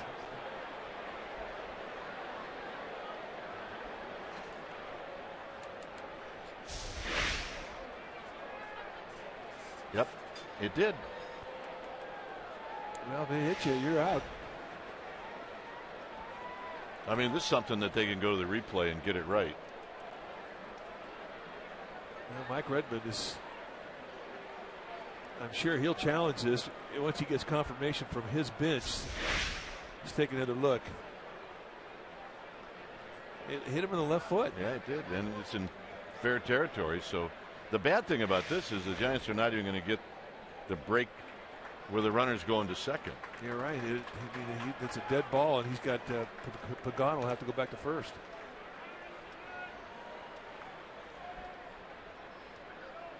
I mean, Mike Redmond, the skipper for the Marlins, I mean, he was out before the ball stopped rolling. What? They're not going to look at this? Well, I say play ball. I can't believe this. Did we miss something?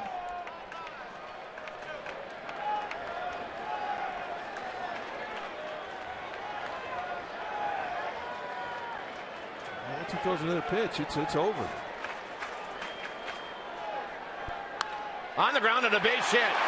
And Pagan is going to go to third. Now that's a very strange call. And it really helps the Giants.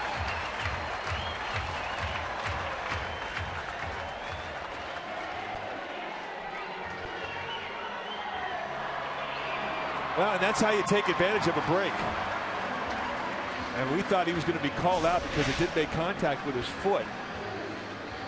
And it definitely hit his foot. And it definitely was in fair territory. Well, maybe their guy is thinking that it hit the side of the grass and the dirt. Wow, that's a huge break, and he really made it good when he got that base hit to the right field side. So here's Buster Posey. He's lined out and he's struck out.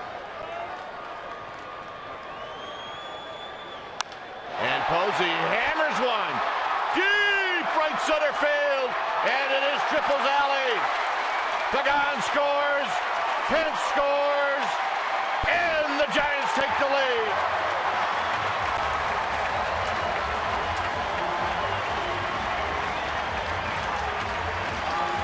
Boy, how quickly it can change.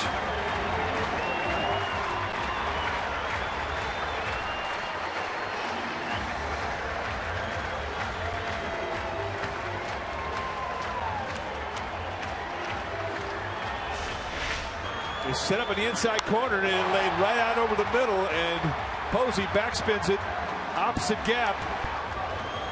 And we'll take a look at it from our splash cam, and even despite that Giancarlo Stanton and Christian Yelich were playing deep, they could not get back in time. So a 2 RBI double. Giants take the lead, and very quickly Chuck Hernandez, the pitching coach, out here to try and calm the waters for Nathan Eovaldi, and they're going to get the bullpen going for Miami. And for the first time tonight, Matt Cain has a lead. Brad Hand, one of 3 lefties that the Marlins have, up and throwing.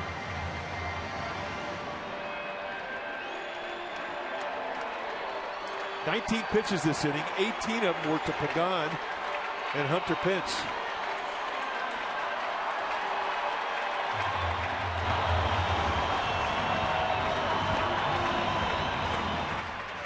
Posey's 2 RBIs now giving him 21 on the season. He's at second. Sandoval is single and he's flied out to center. And he rips one foul. Again, Stanton not very deep in right field.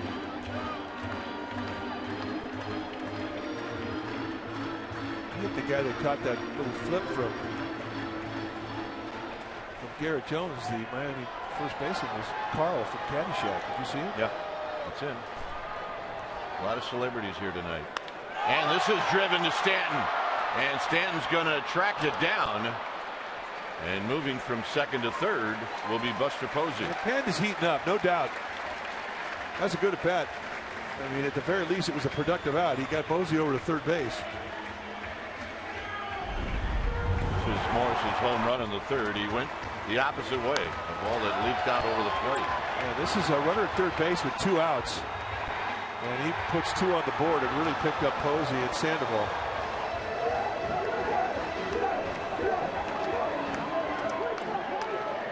The old air high five. Infield is in for Morse.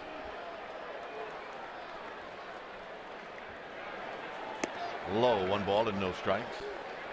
And there you see that pulled in infield. They bunched the outfield. They really have exposed the line in left field. And really they've exposed it. I mean, this is a pinch defense. They're giving the lines on both sides of the field. They want to come in. And this is flipped into center field. And that's going to be a base hit. Posey comes in. It's 6-4. And a 3 RBI night so far for Michael Morse. Yep. And he enjoys it too.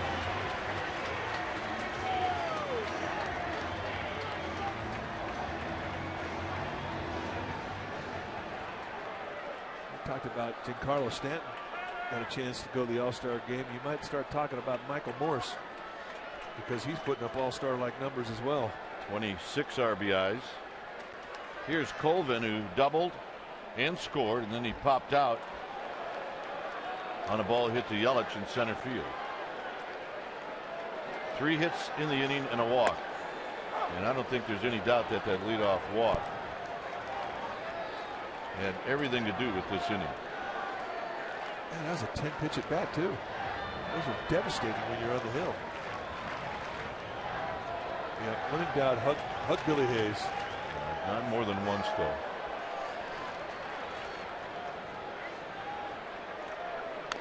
Swinging a bouncing ball foul.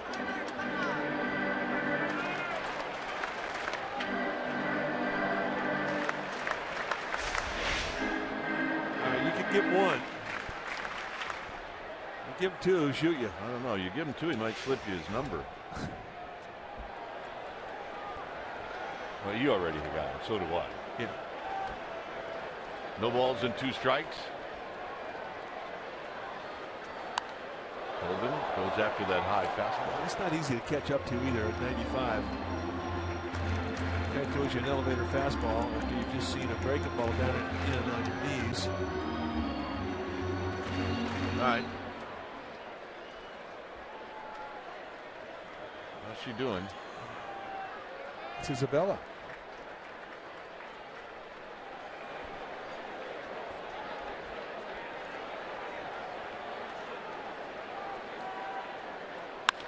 Down the left field line. Is this trouble? You bet it's trouble. Morse is going to be held. Colvin a double. Boy, a nice 2-strike at bat. And there's the appreciation for the new guy in the lineup who really is finding the comfort zone very quickly here in San Francisco.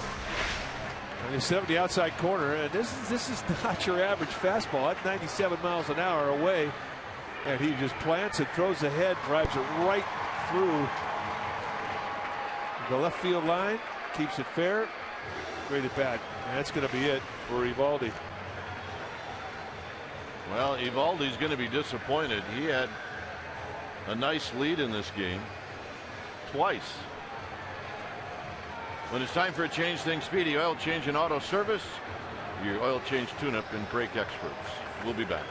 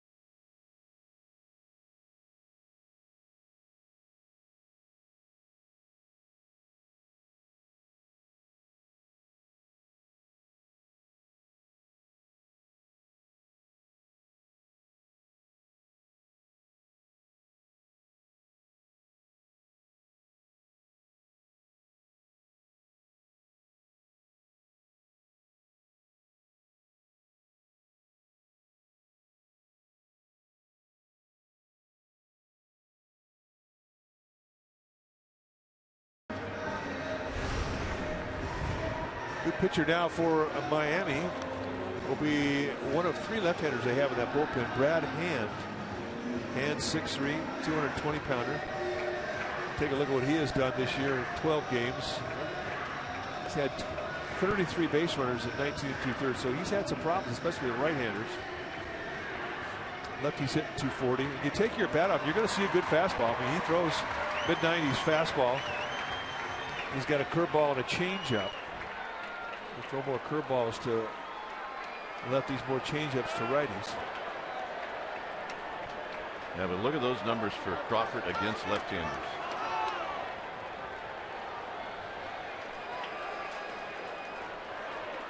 And the infield will be in.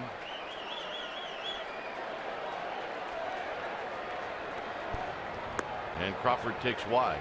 Right out of bed, a 91-mile-an-hour fastball.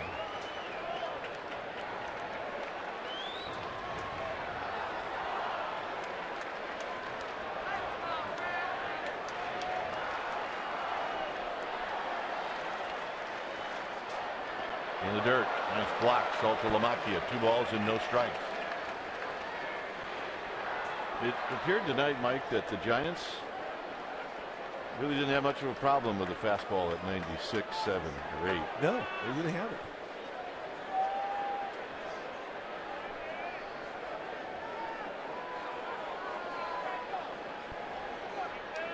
That's the old thing about big leaguers. You know, they're just not that impressed with speed. Crawford on the ground. Jones is going to backhand it on a nice play.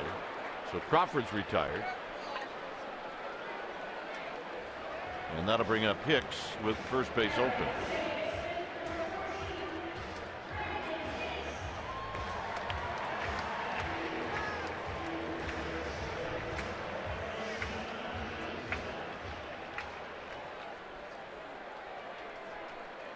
Hicks 0 for 2 with an RBI. Hicks will not get to hit here in the 5th. But Matt Cain will. And Matt Cain's, you know what? He holds his own at the dish. So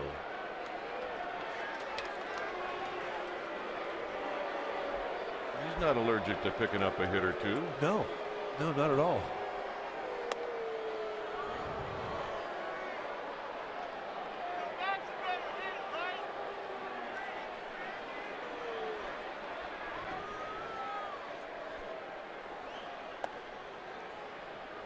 And we're still trying to sort through the rule as to why that was not a reviewable play,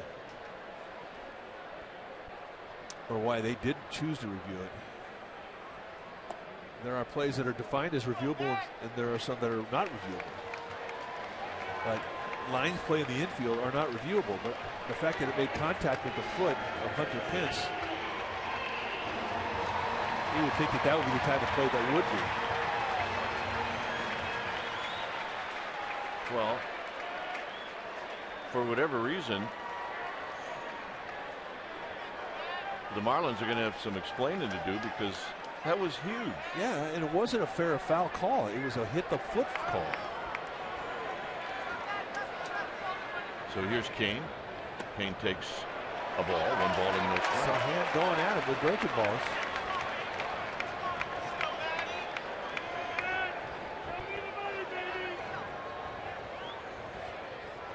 You see the defense they put up against Kane.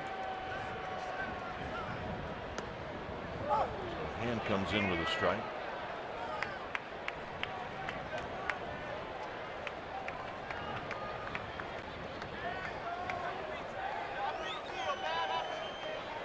Giants 9 hits off of Eovaldi.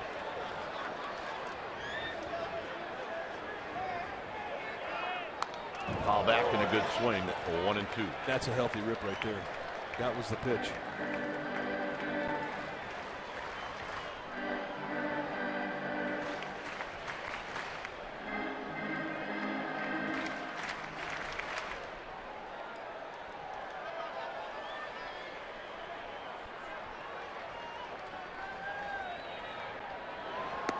Got him. That'll end the inning. Giants scored 3 times. Couple of big hits. Posey a double to knock in a pair. Morse got a base hit to knock in a run. When it's all said and done, the Giants score 3 and they lead 6-4.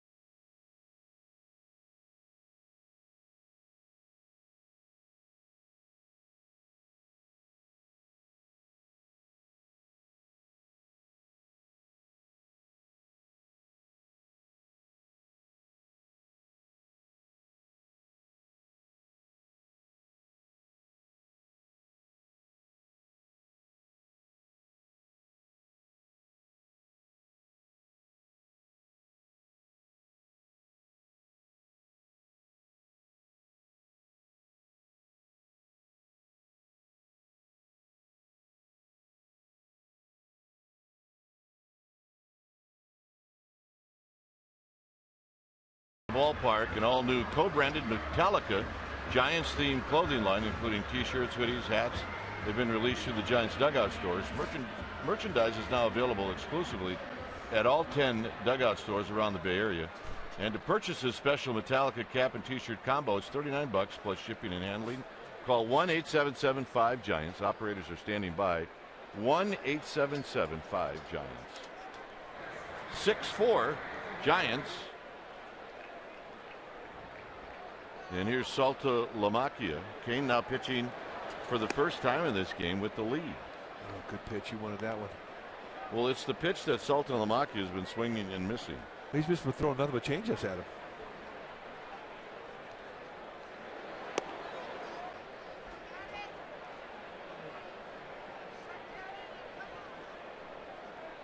Saltalamacchia is struck out twice. And Kane, the last thing he wants to do now is walk the leadoff hitter. Well, yeah, with a 2-run lead, I mean, he should just say, here, hit it, see what you can do.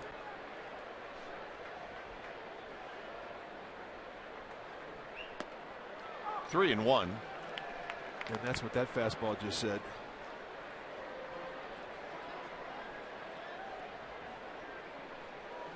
The overshift is on, and it is a massive overshift. And this is hit into the shift.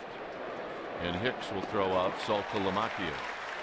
Oh, we're going to take a look at that play of the ball that hit the foot of Hunter Pence.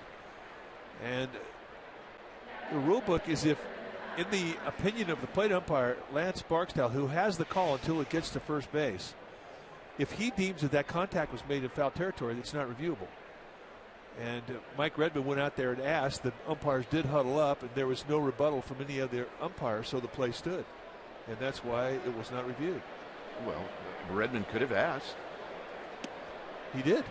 He asked to have it reviewed? Well, no, it's not a reviewable call. If a play, if it's a line call in the infield, and apparently if it's been ruled that contact was made in foul territory, then it's not a reviewable play. And this was explained to us during the half inning by Michael Duca, who is one of the official scorers here that the Giants use. Well, then that's like one of the dumbest things I've ever heard in my life. Well, you would think that if there's a contact play, that would overrule any kind of a line discussion. So the Giants catch a huge break there, in that what Barksdale thought he saw was contact with the ball in foul territory. He ruled it foul, therefore it's not a reviewable call. And Redmond was out there asking for it to be reviewed. They couldn't do it. Sandoval.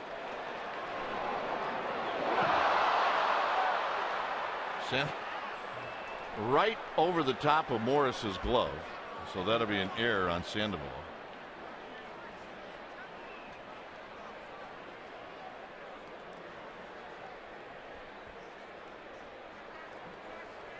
And that'll bring up Garrett Jones.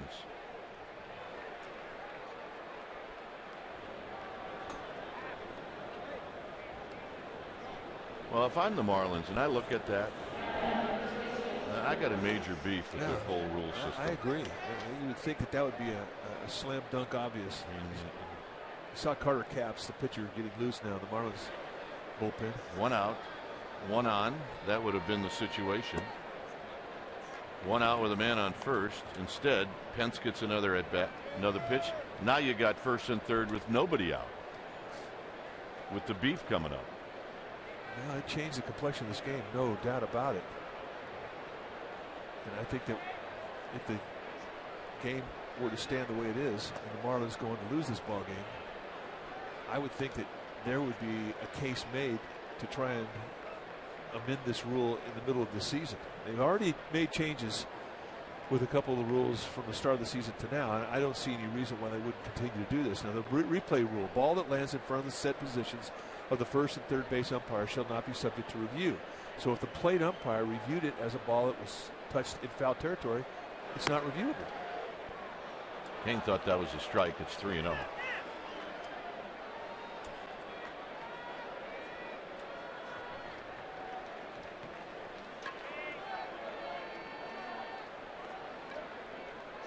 Echeverria is on deck.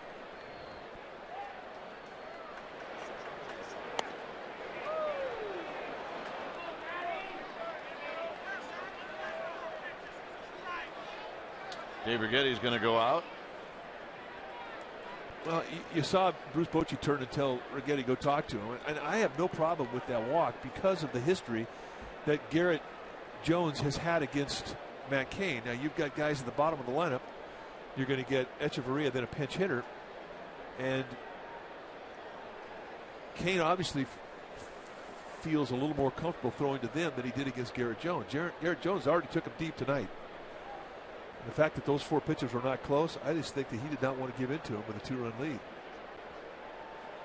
Sort of game management right there for Cain. But once you do that, I mean, you got to bear down on the guy you think you can get out, and you have to get that out. Meanwhile, there is going to be some activity in the Giants bullpen.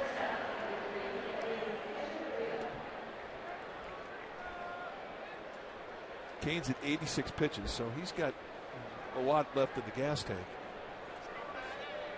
Jeremy Affeldt heading down.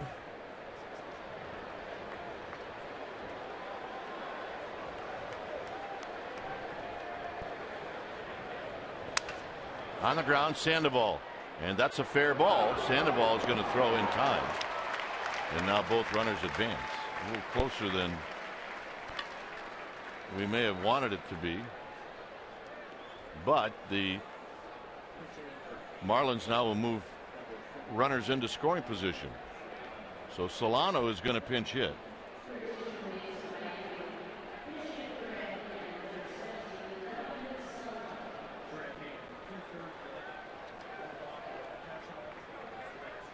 See, Solano won for his last 11, but his overall body of work, he's hitting .207, 6 for 29, and he's 1 for 10 as a pinch hitter.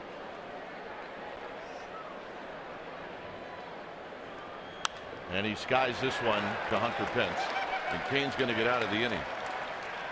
Side retired. No runs, an error, a walk. Bottom of the 6th, top of the order coming up.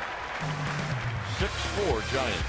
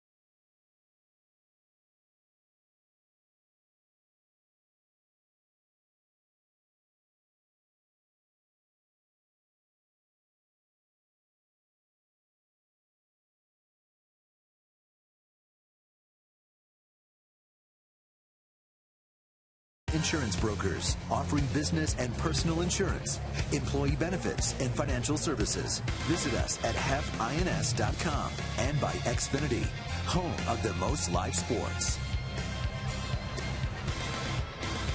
6-4 Giants. When it's time for a change, thanks Speedy Oil Change and Auto Service, your oil change tune-up and brake expert. Well, you like fastballs? Well, you saw Evaldi. This guy throws harder. Carter Capps. He can run Come up on. there. This guy has got TNT in that shoulder. Carter Capps, 6'4", 230-pounder. And he's got a little over a year's experience in the big leagues. You see 9 strikeouts in 7 innings, and he'll go mid to high 90s, and he will occasionally hit 100. Big curveball, slider. He's got a changeup. And he's kind of spooky because you hear the term effectively wild. This is one of those guys. Well, plus he's herky-jerky 99. There's something nice about a smooth 99. Well, this is a spooky at bat, especially if you're hitting off for the right side. But he can run fastballs up at you.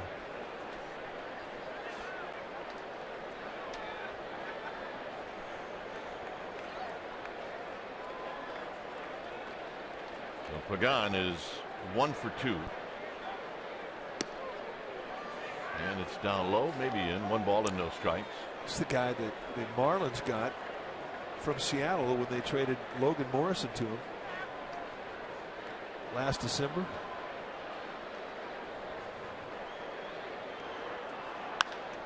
Pagan down the left field line. Johnson giving chase, but that's going to sail into the seats. That was 96.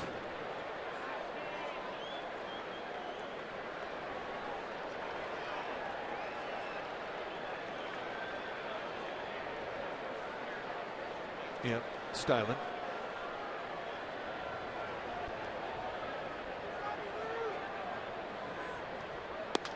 Down low, 2 balls and 1 strike.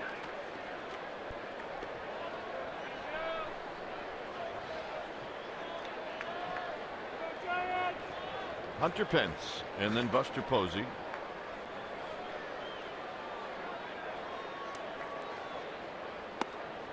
Three and 1.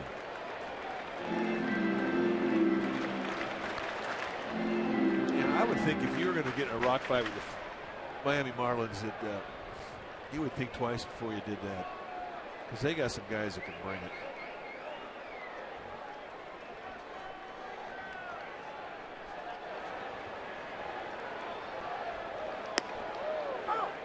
Three and 2. 98-mile-an-hour knee-high challenge over the middle of the plate. Pagan on a 3-1 count, taken all the way.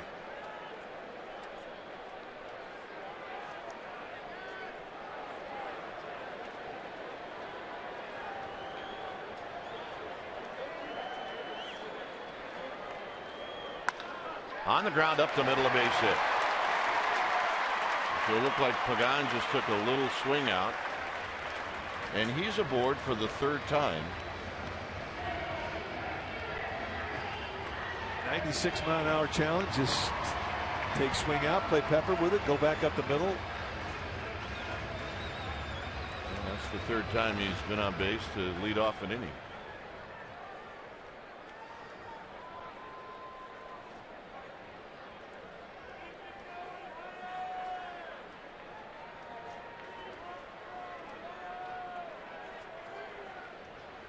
And you're going to be looking at country hard against country hard right here.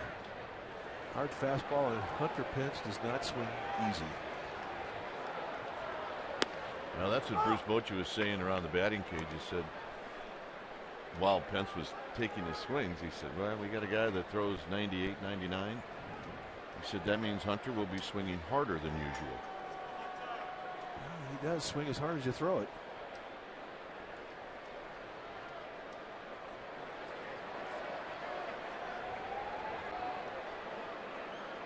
Pagan back. He's got 8 steals. He's been thrown out twice.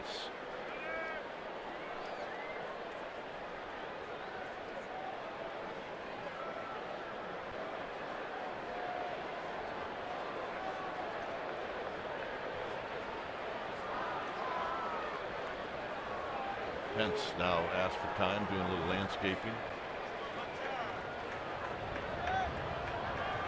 Giants 6, Marlins 4 here in the 6th.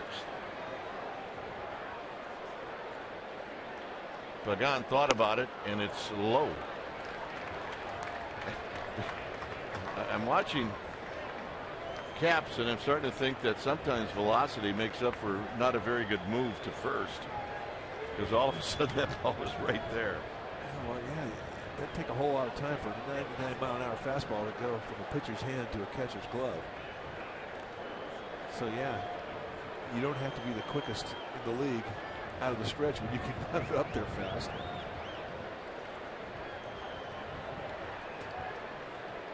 Pence has been on base 3 times, once on a fielder's choice. He also doubled in the 3rd, singled in the 5th. 2 balls and 1 strike.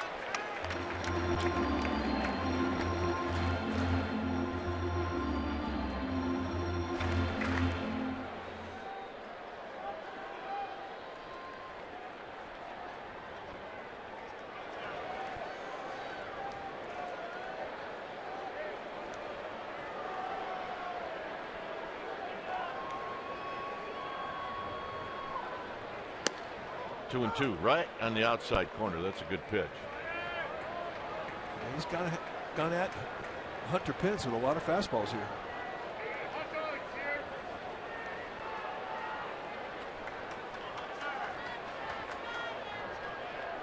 Caps nervous, fidgety. Pagan goes, and Pagan's going to steal it easily. Oh boy, did he pick a great pitch to go on.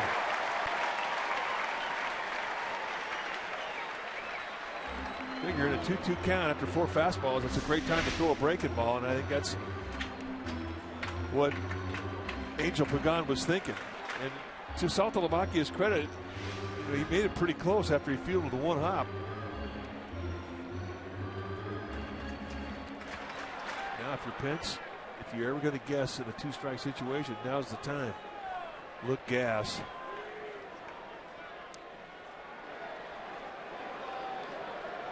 Three-two pitch. And it'll not be that. It'll be a throw to second.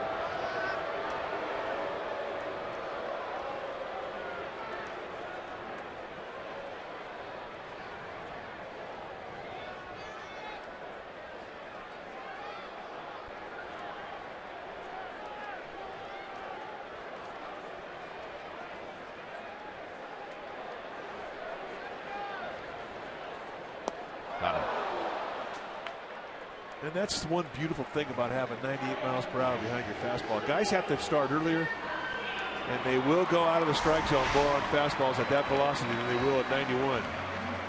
Sinker down and in at 98. And Pence is a strikeout victim. Yep, mom's lap. Got a sucker going. Life is good. Here's Buster Posey. A double out into Triples Alley. Will knock in 2 in the 5th. And a line drive fouled on the third base line. And that's called turning around 97. Tell you what, when he guesses and guesses right, he squares it up. He does. And I don't think there's any doubt that he left the on-deck circle looking for a fastball.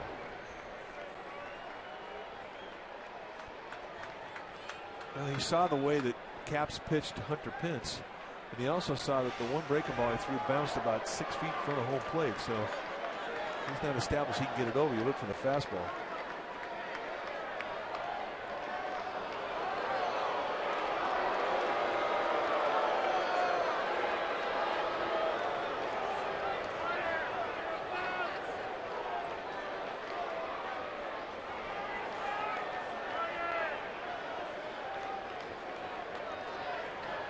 Oh, 0-1 to Buster Posey.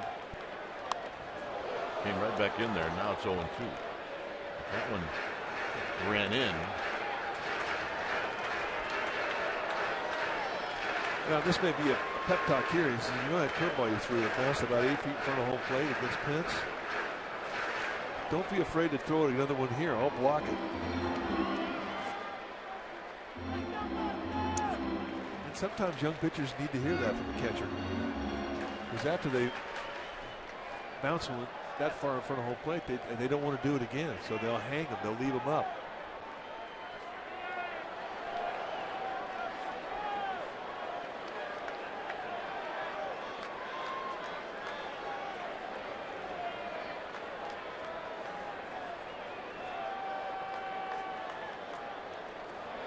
And Pagan's going to take off. So try as hard as he may, Saltalamacchia could not keep it close. Well, I don't know how you block this one. Because once it gets that far out in front of home plate, it's unpredictable. If your curveball bounces behind home plate, slider, breaking ball, that's a pretty predictable pitch. And catchers will tell you that's the easiest one to block. But when they're that far out, you don't know what they're going to do.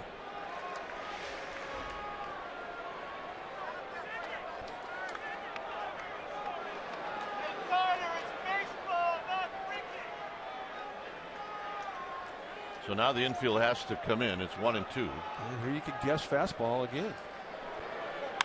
Hit on the ground right at Echeverria.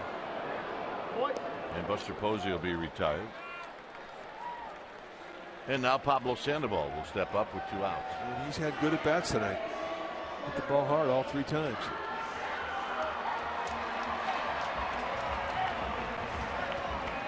Finally got his batting average over 200. He's been on the interstate for a long time.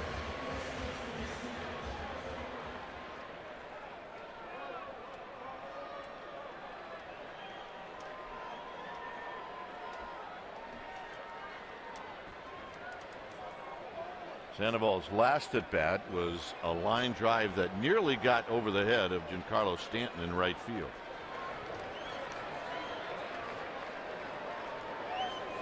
Here he takes a strike, and it's 0-1. Guy spots you on the outside corner at 97, movement running away. You tip your cap on that for a strike. Just be thankful it's not the third strike. That was a pretty nasty pitch. That was very nasty. And for the most part, the Giants are seeing caps for the first time. Out of play, 0-2.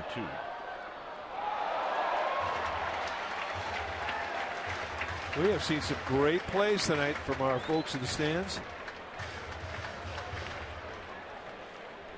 A lot of appreciation.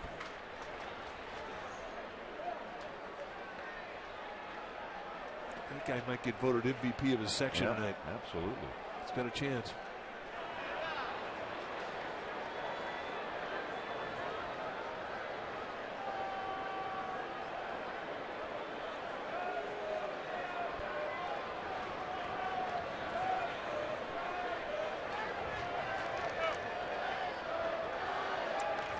To Sandoval. Nice block to keep Pagan at third. It's 1-2. Saltalamacchia called a fastball 3 different times and it got shook off. I don't think he's feeling too confident if he calls an off-speed pitch that it's going to get to him. So far, Caps has bounced 3 curveballs in this inning, and he just bounced that changeup. And really, if you're a Giants hitter, you're just sitting on one thing. Even with 2 strikes, you could guess fastball. Sandoval fouls it back. And that was 99 on the hands. They set the target away, and that thing wound up being in a perfect spot above the hands inside corner. Sandoval was lucky to foul that off.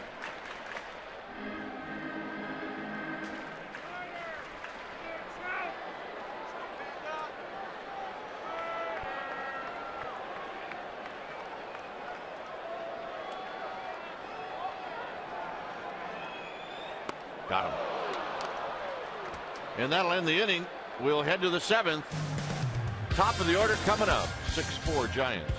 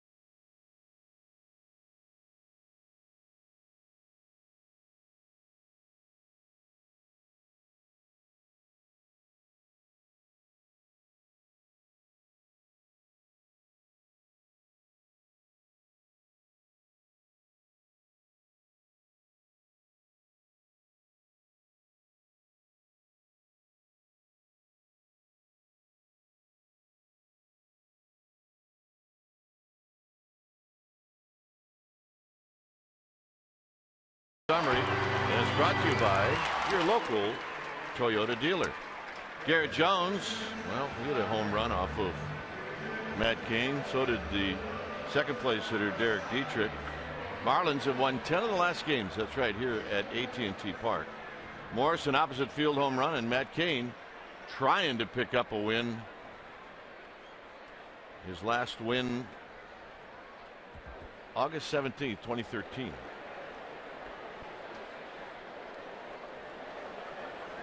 Here's Yelich, and a high fastball, 1 ball and no strikes. Yelich 0 for 2. He drew a leadoff walk in the 3rd.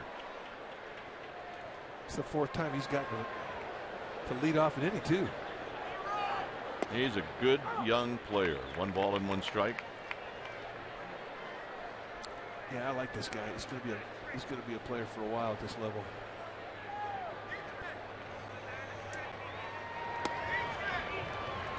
Two and 1 on the breaking ball. You've seen Matt Cain throw that breaking ball a whole lot.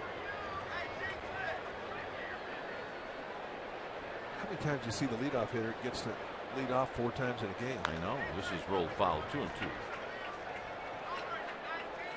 And no pitcher likes to see that.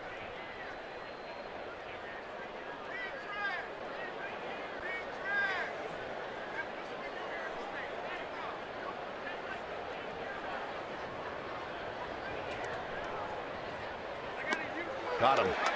And Yelich knew it. You recognize that guy? Bugsy. Brett Butler, coaching third base now for the Marlins. Last several years he'd been a manager in Reno, the AAA affiliate with the Diamondbacks. Bugsy. Didn't change a bit. He was a good player, good teammate. He made 1 mistake. Yes, he did. And when he left the Giants, he said, I always wanted to be a Dodger. And he lost half the fan base. Yeah, he did.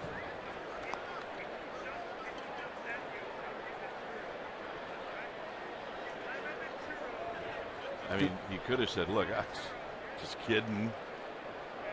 Yeah. There's a strike. It's 1 ball and 1 strike. And the sad thing about it is he was really a good Giant. Yeah, he was. He was a popular player.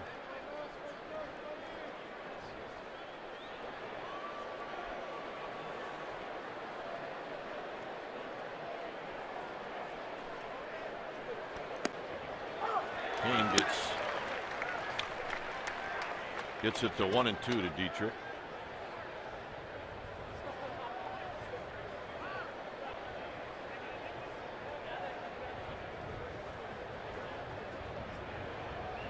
Got him. Oh, he is wearing that outside corner right now. Let's go back in time and take a look at Brett Butler, the perfect leadoff man. And he would bunt just about every game. Try to get 5 a month. That was his goal. And boy, he was an igniter. And as we said before, great teammate. Stanton hits one a mile into center field. And Pagano's going to wait for this one to come down. And that'll end the inning. 2 strikeouts and a fly ball. Morse is going to lead things off.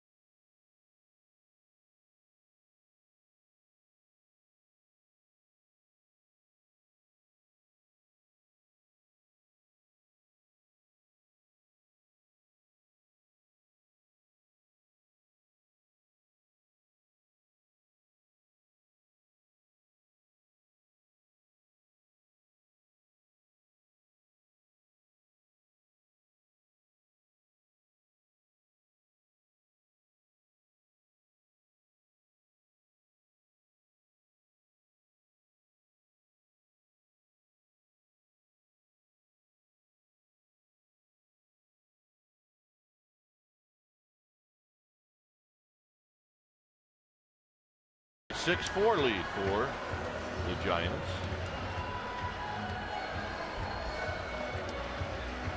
Carter Capps getting ready to pitch his second inning. And Michael Morse going to take a shot at his fastball.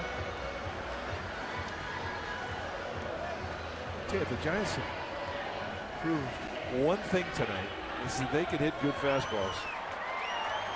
Because they've seen a bunch of them.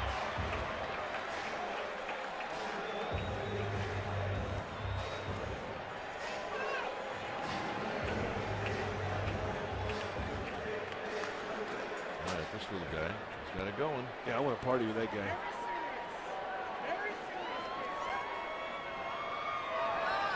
Here's Morris. And a strike, and it's no balls and one strike. 99 he kind of jumps at you with just to introduce himself.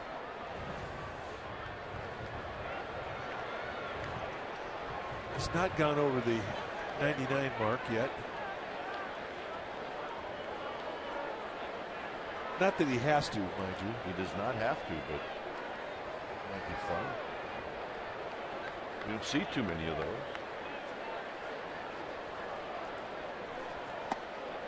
Runs in tight. 1 ball and 1 strike.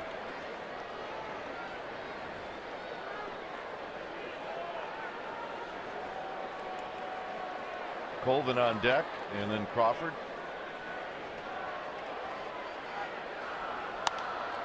Popped up, and that'll be a souvenir.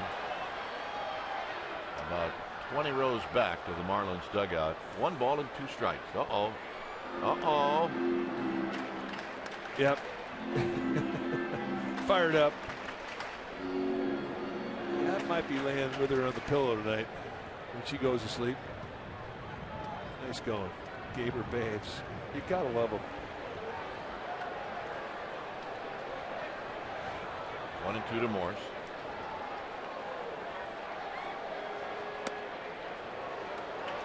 Now that's the best breaking ball he's thrown right there. And I'd have been hacking at that one, partner. Me too. You see 2 balls at 99 and he drops this thing at you and he just missed it away.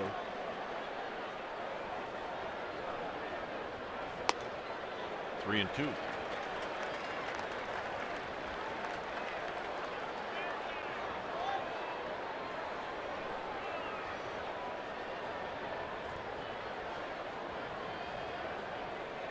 Morris is going to see a fastball here. And he hits it out of play.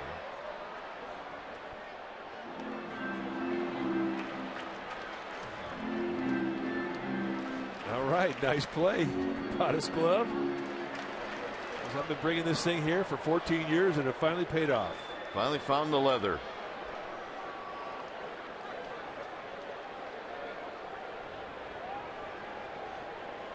And a base hit to left field on a 99-mile-an-hour fastball. Check in with Amy G. Amy? All right, gentlemen, you name it, we've seen it. Boats in the Cove, engagements at the park, the little kid dancing that Mike wants to party with. If you took a picture of it, send it in. Hashtag CSNBA fan photo on Twitter. Christina and Haley, couple gamer babes, made it on tonight's broadcast. They live in Turlock, California.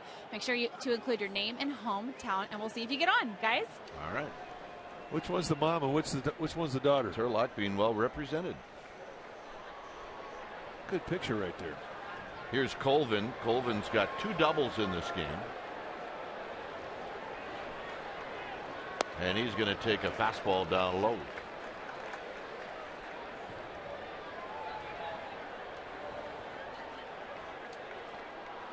Boy, has he been a shot in the arm since Brandon Belt went down. 6 for 12. Yeah.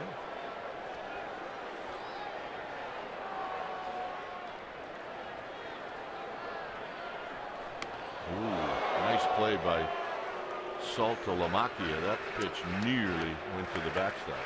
Yeah. Of course, it might have ricocheted off the backstop right to second base. I can't believe that web didn't blow out there. We asked Saltalamacchia how he caught that. He would have no answer for you.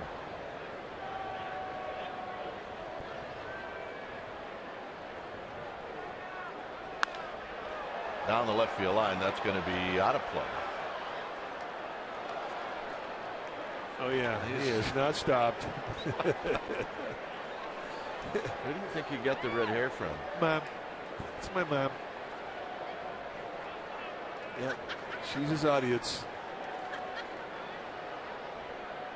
As we like to say, asleep by the Bay Bridge. Oh yeah, will not make it out of the parking lot.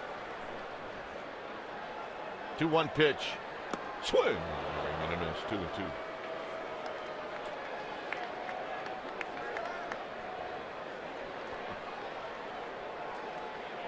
How good did that feel when you were a kid?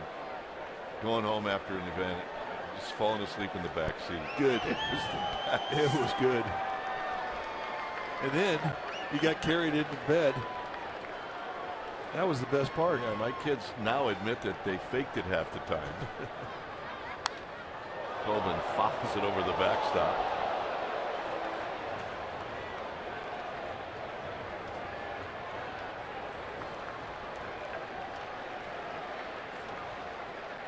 All right. We got a lot of happy customers tonight. Yeah, that's what a 2-run lead in the 7th inning will do for you.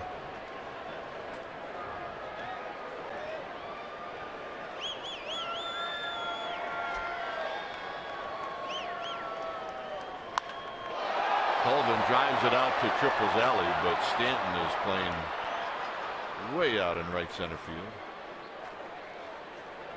Well, fans follow every Giants game with MLB.com at bat on your favorite mobile phone or tablet. You can get live look-ins, instant replay, score, stats, audio, free MLB TV game of the day, and the best part, more. Download on the App Store or visit sfgiants.com.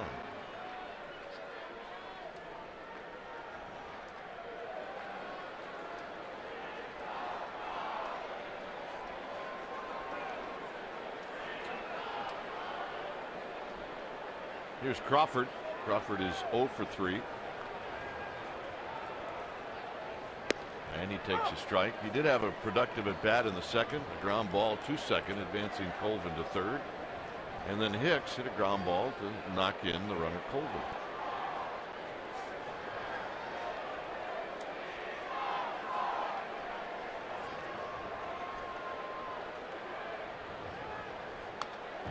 Foul to the backstop, 0-2. That was 99 on the hands.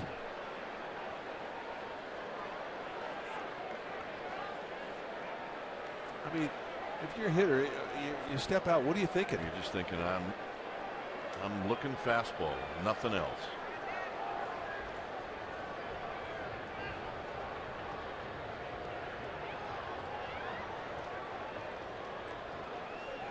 And if he throws you something else, oh boy. Yeah. I mean, that's just a healthy fastball is what it is. And he really jumps at you. And Crawford out swinging.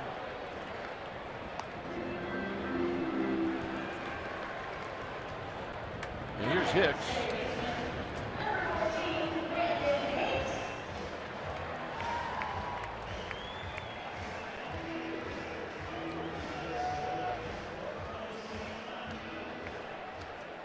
And he is a very good fastball hitter. This ought to be an interesting at bat. Been known to like the fastball.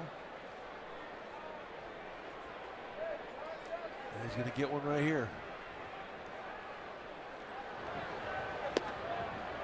Low and away, 1 ball and no strikes. And that's always an advantage when you have a fastball hitter up there. I mean, you know he's looking fastball. If you throw one out of the strike zone, and he gets a good look at it like Hicks just did. I mean, that'll set his bat speed.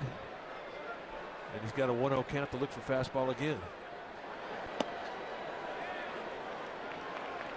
So now he's seen 2. He's got the speed down. He's seen the movement. And he's in the driver's seat. 2-0 count. Fastball count. Here we go.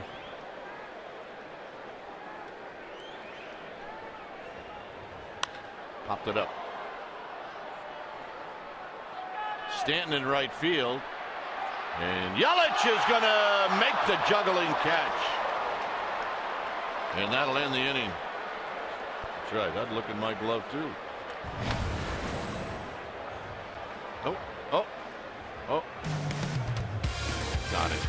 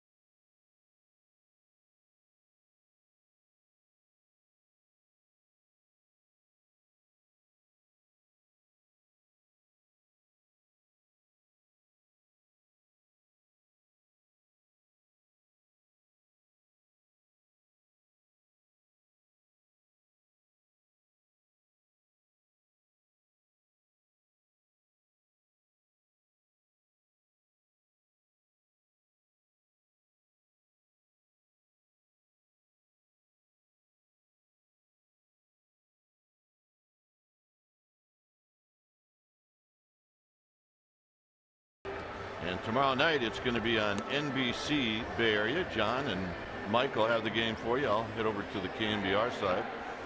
And then on Saturday at 6 p.m. pregame live is going to start at 5:30, and that game will be right here on Comcast Sportsnet Bay Area. Sunday right here on Comcast Sportsnet Bay Area. Day off in all three in Colorado right here. So Kane, who had a very good seventh inning, his best inning, will now go after McGee, Saltalamacchia, and Johnson. So it'll be pitch number 99 for Kane, and it's a fastball for a called strike. Really pounding the outside corner, both the lefties and righties here late, and I think he's had the best fastball command all night long these last two innings.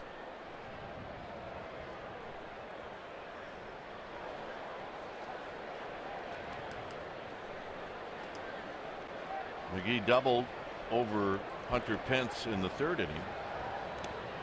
He takes it in the dirt. He picked up RBI number 26 on that double. And then Sandoval made a nice play going to his left to throw him out in the fifth. There's Casilla and Affelt.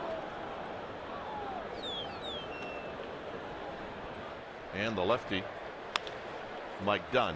Sandoval on the backhand. One out.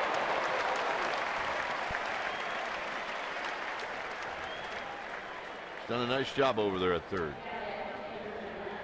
He really has. He's made a throwing error tonight, but overall he's been very good.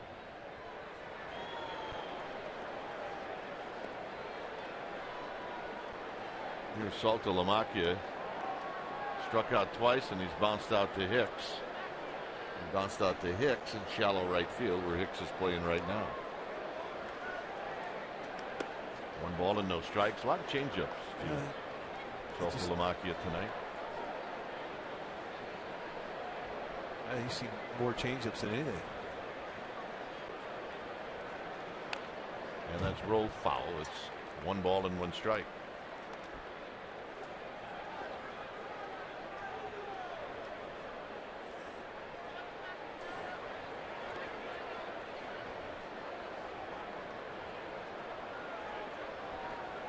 They really moved Sandoval close to the second base bag. Never change up. And then that's about as extreme of a pull defense that you can have against the lefty. I mean, it's almost 3 guys to the right side of second base. I mean, almost. And a changeup.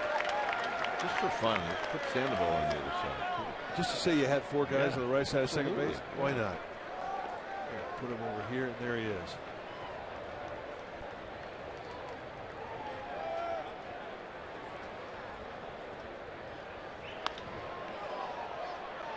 This is going to be a long run for Sandoval, and Sandoval will put it away.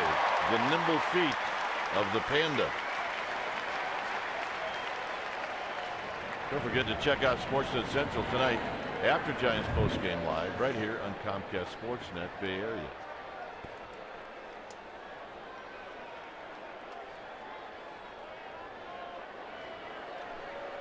Kane has really tightened it up from the 4th inning on.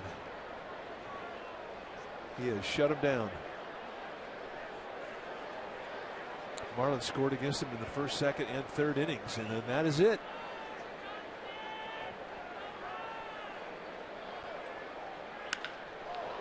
Smacked. Colvin's going to watch this one hit off the bottom of the wall. He's going to get to it quickly, and into second base is Reed Johnson.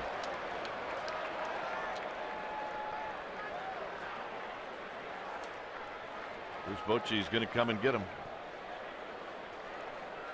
and he wastes no time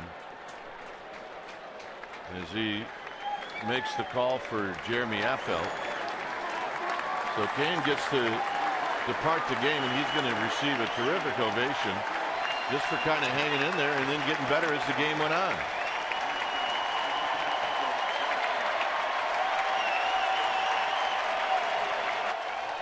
When it's time for a change, think Speedy Oil Change and Auto Service, your oil change tune-up and brake experts.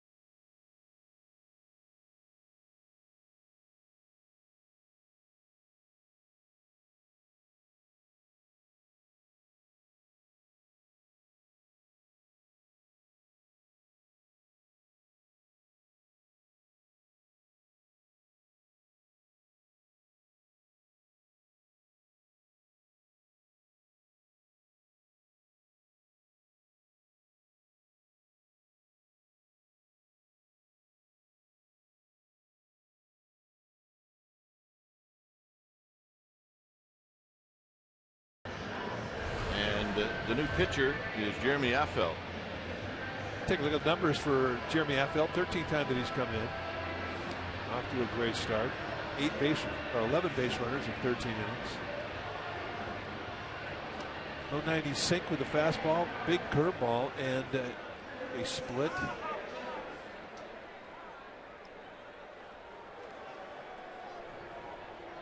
And he's going to face Garrett Jones. And we'll watch.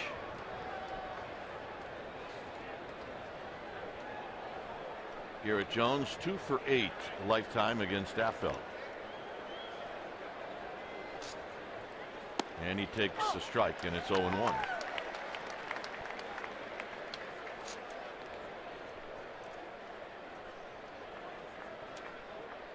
So Kane watching from the dugout railing. 0-1 to Jones, who homered in the 2nd. Here he takes low. Now he's got a lot of bat strength from the middle of the plate away. And you're talking about low knee highs, about mid-thigh. Man, that's his happy zone. He likes to get extended. He likes that low pitch.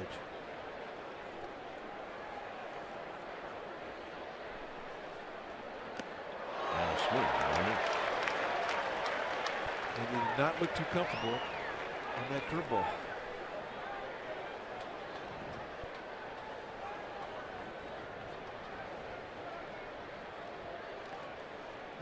That's big league moon right there. Yeah.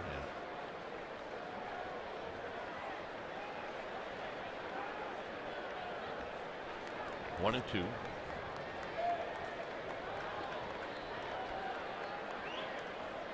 Posey is going to keep it close. Reed Johnson thought about it, but you can't make that third out of third base. And down 2 runs is not worth the risk, so he checked himself, headed back to second base. It was a good call.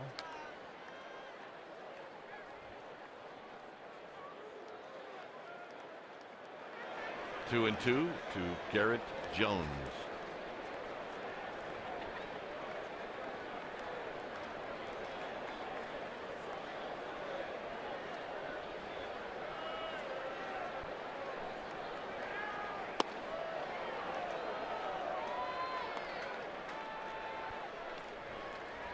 Three and two.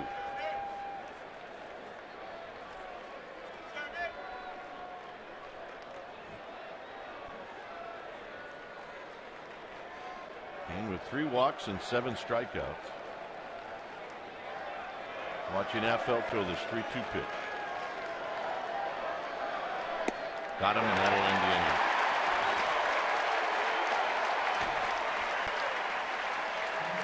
Giants hanging on. They lead 6-4.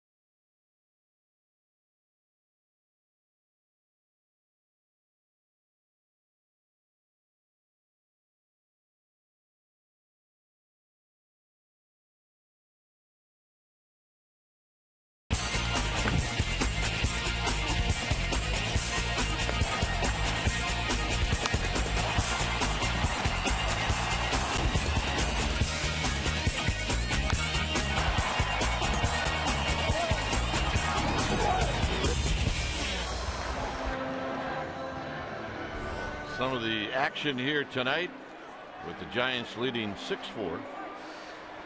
It's time for a change thing. Speedy Oil Change and Auto Service, your oil change tune-up and brake experts. New pitcher now for the Marlins will be the left-hander Mike Dunn. Dunn in his 4th year at the big league level. He's 28 years old. And this is what he has done. When you take your at-bats against Mike Dunn, you're going to see another healthy fastball.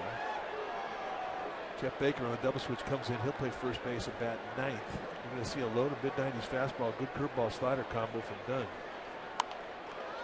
And Arias, the pinch hitter, fouls the first pitch back and out of play.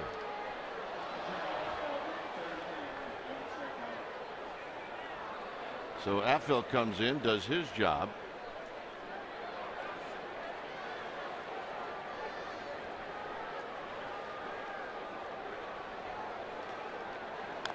And Arias now behind, 0-2. Pagan on deck, and then Hunter Pence. Romo up in the Giants bullpen.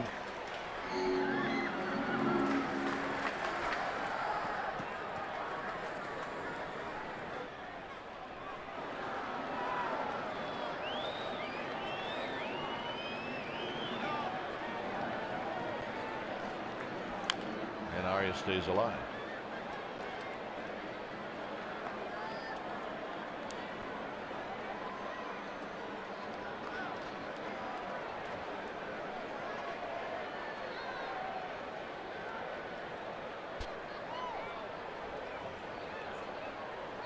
But we talked to the Dodger people that had just come from Miami and seen this Marlins team, and the Marlins won the series against the Dodgers down in Florida. Arias hits one out to Stanton and right. 1 out. The one thing that the Dodgers people told us was that this Marlins team is really physical, and you can see what they're talking about. You got a lot of guys that can hit the ball a long way. You got a lot of guys coming out bullpen that are hard throwers. They're young, but they really have turned around the image of their franchise. And they have been a fun team to follow for folks down in South Florida. And remember, they lost their big horse. Jose Fernandez is out for the year with Tommy John. Here's Pagan. And Pagan's going to take a pitch in tight. You saw Mike Redmond, the skipper for the Marlins. He's done a great job changing the attitude in that clubhouse.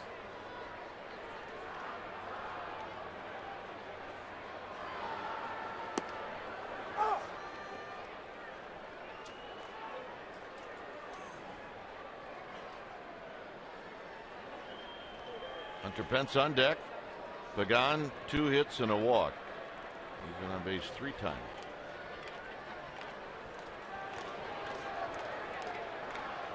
Swing and a miss. 1 and 2. Good hard slider right there at 88. Perfect place forward, back foot, got him to swing over the top.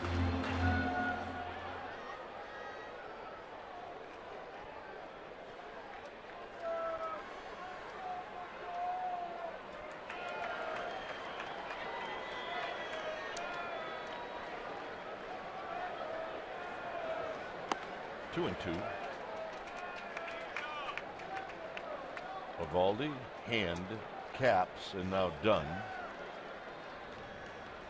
Not such a bad idea to see some of the guys out of the bullpen in the first game of the series. You're right. I mean, a lot of these guys have never faced the Giants. And this could be a long series. And this is a 4-gamer. 4-gamer. Then the Giants, after the All-Star break, they open up the second half against the Marlins in Florida.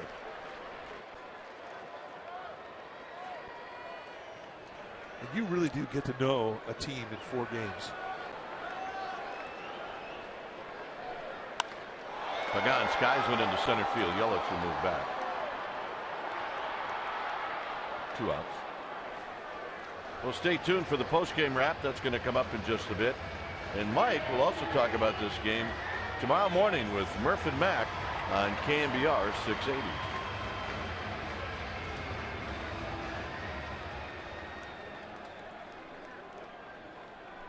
Here's Hunter Pence.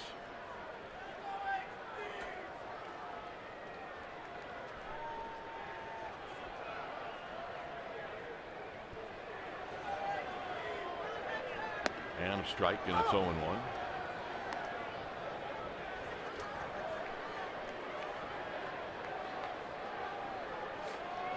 Mike Dunn's been around a little bit, came up with the Yankees, then he went to the Braves, and then he came to Florida. Pence hit a high pop-up foul.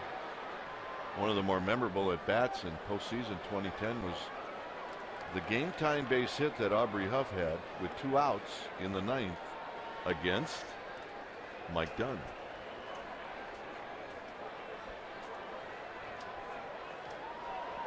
Instead of the Giants being down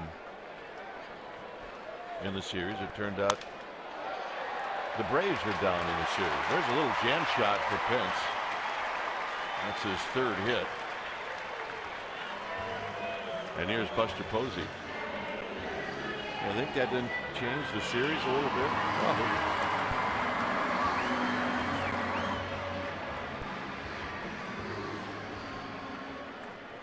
Changed it a lot. Come to the ballpark the next day. It would have been an elimination game for the Giants. It turned out it was one for the Braves. Here's Buster Posey. And a strike. Mr. Posey had a big 2-run double in the 5th inning, right out in Triple's alley. This little guy said, you know what, I'm tired of the camera. I did my thing, and now everybody needs to leave me alone. He ain't going to make it out of the parking lot. You and I have felt that way a lot. On camera a lot. You got to shut it down. I'm sorry. Yep. He knows where it's safe.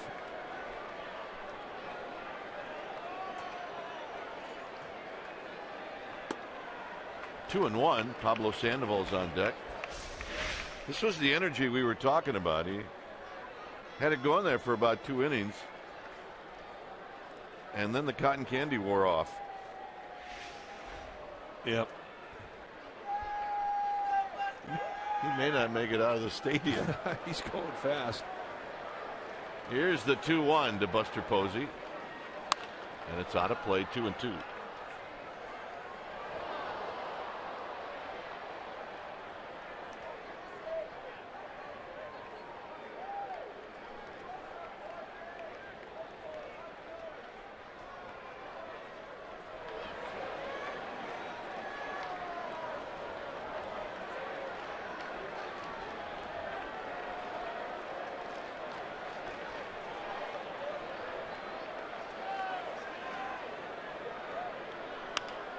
Posey, little jam shot. Is this going to fall? Making the lunging catch is Yelich, and that'll end the inning. He came a long way.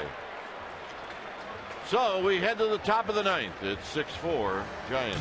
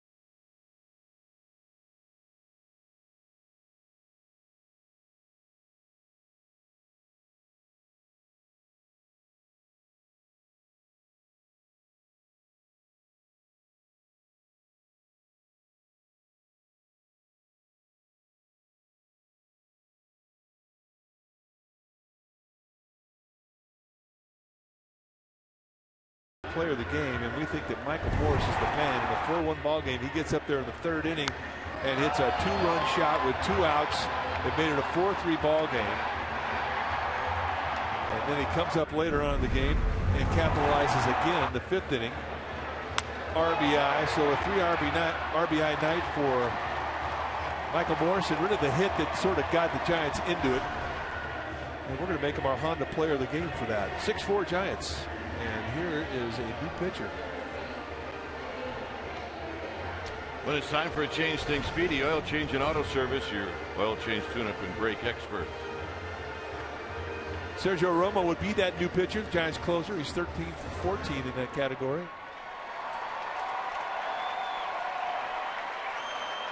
Arias stays in after he pinch hit. He's at third. Echeverria is going to lead things off. Then it's Baker, and then Yelich, the leadoff hitter. Echeverria only one at-bat history against Romo, and he's 0 for 1.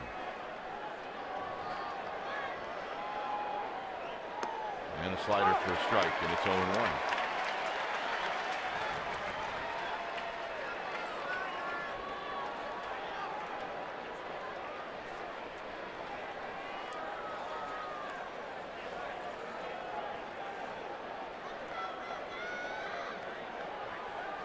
Romo deals. 0-2. And some paint. 2 pitches, 2 sliders, and a quick 0-2.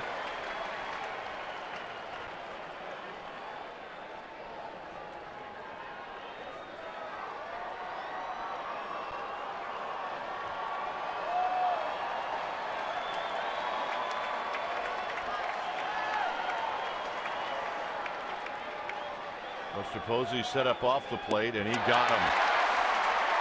And he got him to chase.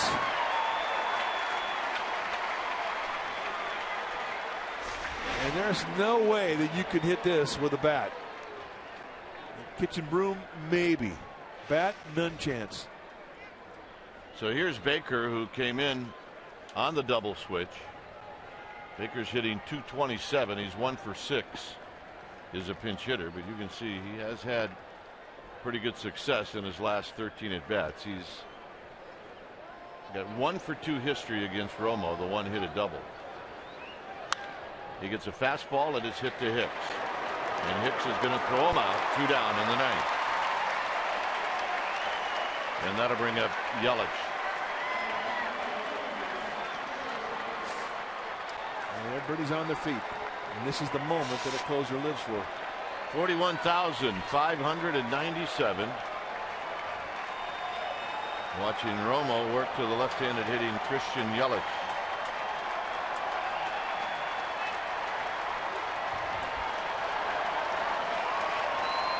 Yelich is 0 for 3 with a walk.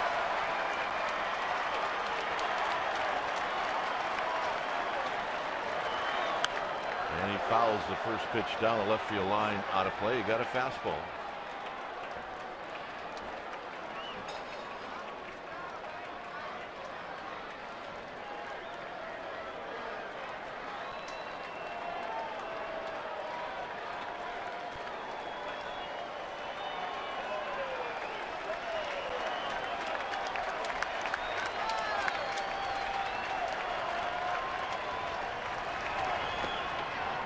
One ball and 1 strike. Change up a little low.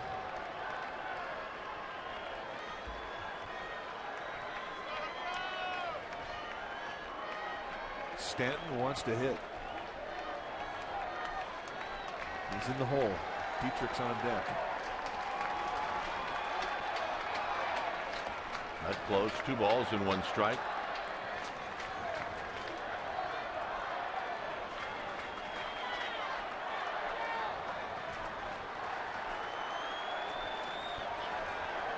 Romo taking a long walk.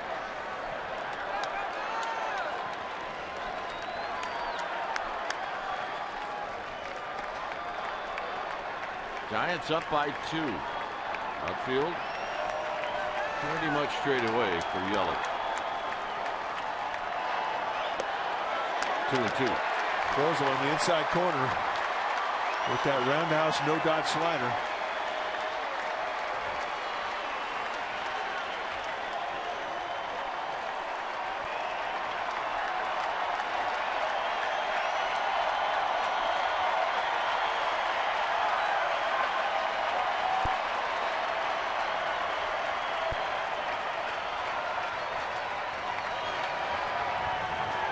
On the ground to Crawford. Crawford has it. Ball game.